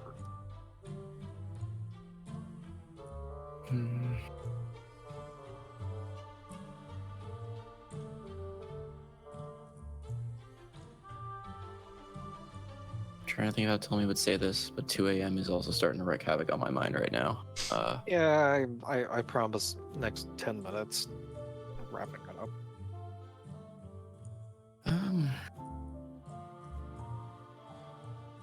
Well, they're, how do I explain this to you? Well, they magically keep us as friends together and give Cole the ability to bring us home, among a few other fun little things that perhaps well, I could explain them, but I don't have the time. Nor I the mind for arcane nonsense. But you It's not say they nonsense. can connect us with coal, yes? In a way, yes. It seems as though we kind of need to use all of ours, though. Oh, I Perfect. don't know about. Well. I see that vessel over there. Our friend has seemed to give it locomotion. What say we attach these keystones to that ship, so that Cole might know to bring a whole vessel home? Perhaps Well, with a few I don't know if extra it'll bring passengers. all of us. It's supposed to work on us. I don't know if it's key to our, some kind of our soul, or if it's connected to our magical energies, or if we slam into the ship, if it'll lose its function. I'm not entirely sure. Could you figure it out? You're smart. Well, perhaps if we had time to study, but it seems he looks over the tree that he's continuously trying to cool down. Don't know how much time we really have. Well then, I say we make haste then. Ptolemy will just kind of roll his eyes, and he'll attempt to just kind of tap on the keystone and see if he can get Cole to respond in any way, kind of tapping on it, and just Cole holds up sideways, Cole, and holds it up upside down, just trying to put any magical energy into it. At that, Antavos will place the dryad next to the weird. Stand up, look at Zen, look at Daniker. Right. Bull, son of iron. These ones need water, and we plan to depart. Danica, as final service for the mockery which you dealt us, you will assist in getting these vats of water aboard that ship. Then we can call our business arrangement complete. Eh?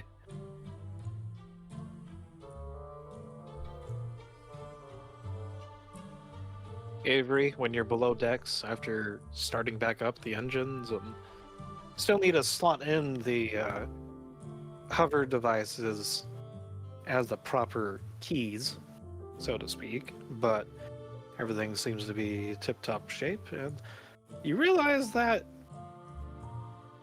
on the sides you have the larger versions. Good. The larger versions of the hover devices that can easily help with pulling up cargo. Antavos is moving over toward one of the nearest vats. Zen is Hopefully going to with check out the Daniker. ship. Hopefully with Daniker in tow. Zen is going to check out the ship, as this would remind him of some aspects of home, and he would be familiar with the use of the hovering lifts.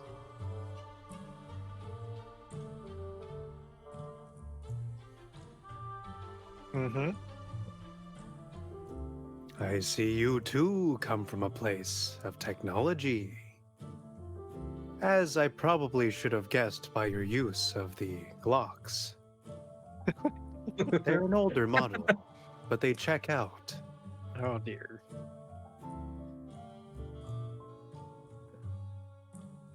This ship is of my own creation. Remnants of old technology. Old, you say? Perhaps we are not so out of sync. In that case.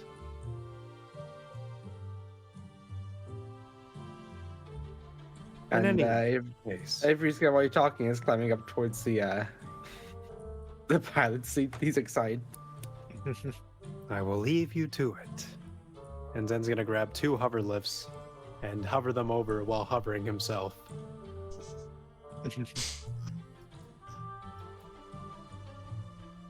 Nothing is actually touching the deck of this ship.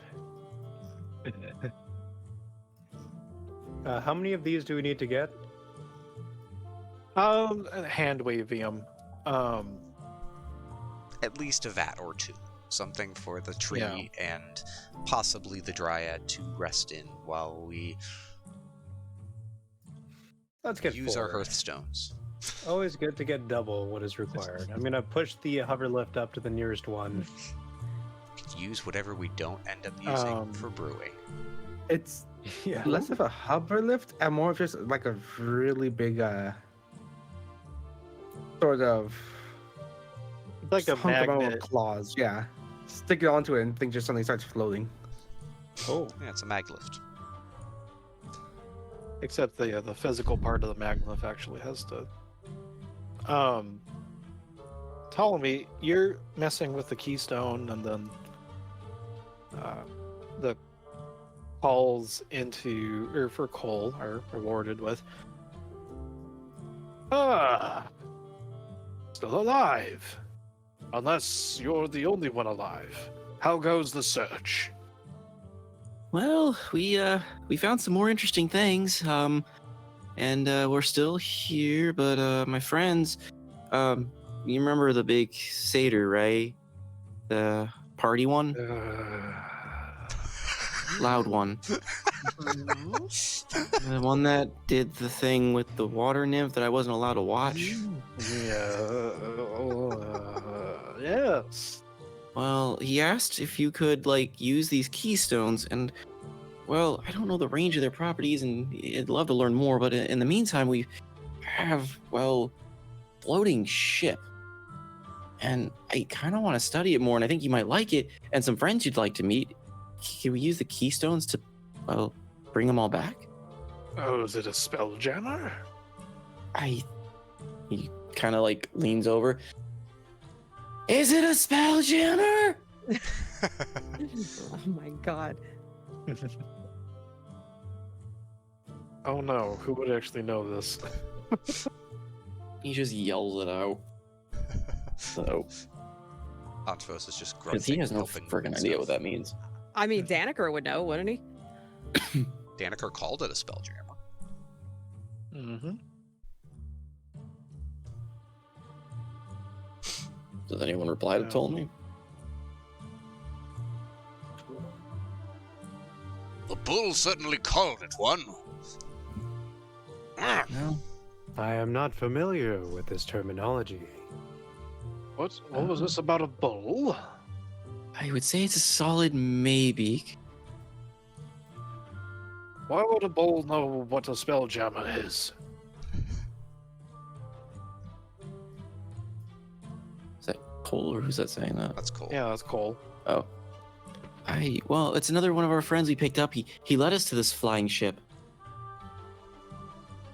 Oh, is he some sort of craftsman or? Hey, Mr. Bull, are you a craftsman? No, I'm an artificer. Completely different games. He's a he's a- swindler. He's an Oh, artificer shut and a up. swindler. You can hear an eyebrow raised and a 45-degree angle turn of the head, or a dip of the head. Right. Oh! That must mean he was the thing that the crystals were trying to point to, yes? Maybe. I don't know. I wasn't around the entire time, but I think so. It seems to be the case. You get the impression of there's images coming through the voice or the link with you're using to talk with Cole, and it's kind of the same kind of teleportation that sent you from his gallery to wherever the bazaar is and is not. And there's an image of the tuning fork, or a tuning fork, and hitting someone because he doesn't know exactly who or what Daneker is. And says, "Oh, well then, if convince the party one, the sailor, to hit the Minotaur, and we'll always be able to find him again if we ever need his services in restoring you and yours to your rightful places." Okay, hey, Antivos, Yes. hit the bull with your crystal. What? Or with The the one you keystone. have. Not the crystal, the keystone. Sorry, crystal. keystone. Hit him with the keystone. That's what Cole said to do. Please tell me it's not actually around your. It's hanging Where from his else belt. would it be? It's hanging Okay. from his belt. Hanging from his belt. Okay, that's better than. But Anyways. what about the rest of them, Cole? And he kind of like tries to turn the keystone to like face the tree and the dryad and all that. They kind of look like you in a, well, not in the same way, but the same, well, fiery aspect, I suppose. They don't belong here. imagine that's a story for when you come back, but everyone can get on the spelljammer and touch their keystones to about equidistant aspects of its dimensions and call upon the gallery, then you should be able to come back here. With everyone? And the flying boat? Yes, it would be focusing the energies on the boat, as you call it, and everything on the boat. Connected to the boat. Half the words kind of went over, like in one ear and out the other, is Ptolemy's just got a wide smile and like just kind of hopping from foot to foot now. Follow me. Oh, yeah, sorry. Sorry, Cole. I was a little excited. So much to see. Never been on a flying boat. Wonder how it works. Avery, there's something itching in the neck, the base of your spine. Spidey senses danger. Not Hilly. Hold up. What? There is a crafting station. I'm not an artificer. I'm an illusionist. I can't blow things up. I can make it look like I blew it up. Anyway. All right. Well, we'll see you soon, Cole. Thanks for the info.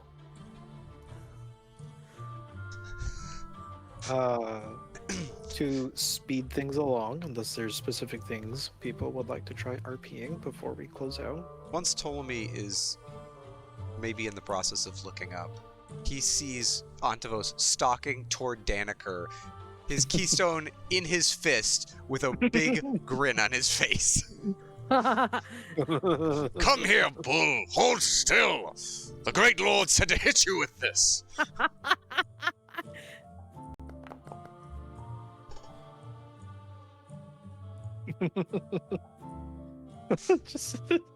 He looks up just as your fist is about to land somewhere.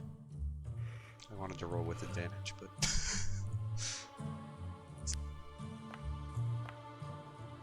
not much better. But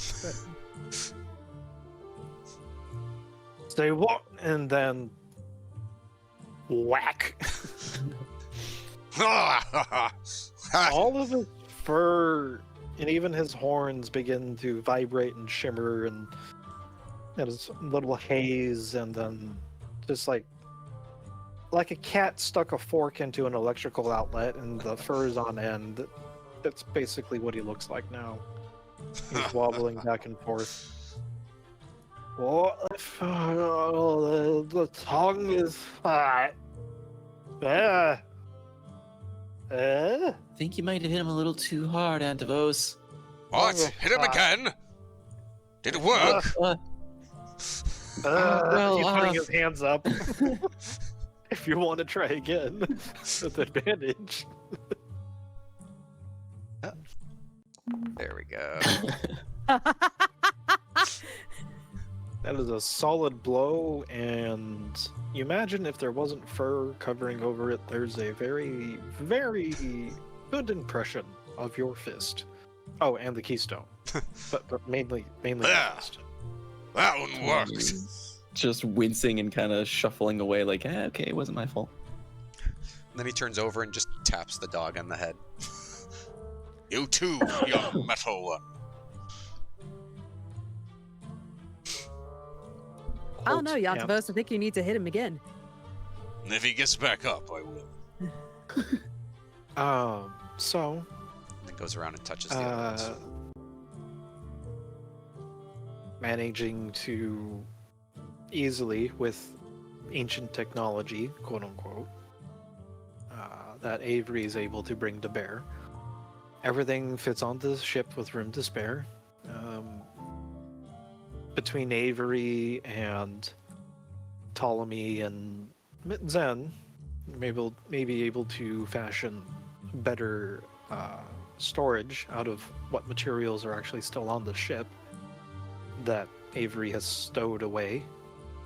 Although, as you're going through the storage and other various nooks and crannies that things have been hidden away, you remember someone else's voice telling you where everything is, and also stopping you from putting things in different areas, guiding you to proper designated places. And once everyone is properly secured to the ship and the keystone, everyone's standing at various points with their keystones touching the hull of the ship. Avery, you go up to the pilot's cabin, you slot in your personal hover devices, and then make the key that turns, and various lines of bright azure and teal light up across the hull, and the frames. It's not so much the wood and the metal scraps that seem cobbled together, but it's the frame of the ship connected to the ancient engine of lost technology. And as everyone focuses on that idea of the gallery, not necessarily home, hopefully never home. Home is somewhere else in the recesses of your mind, hidden, far-flung in the multiverse that you are stuck in. Avery, you look to the side as you hear a voice that says, "This might be the last time. One more storm wall and I'll have enough to do whatever we want." And it's a hooded figure. A woman. Even partners with her. You blink. The last thing you see before the Spelljammer ship, whatever it is that everyone calls it, whirs and hums and is pulled on the gallery. The last image, Avery, you see before everything goes black is that figure falling to the storm wall's depths below as the world turns purple and violet. Oh. And then everyone finds themselves back in the gallery. Yay. And that will end session 9.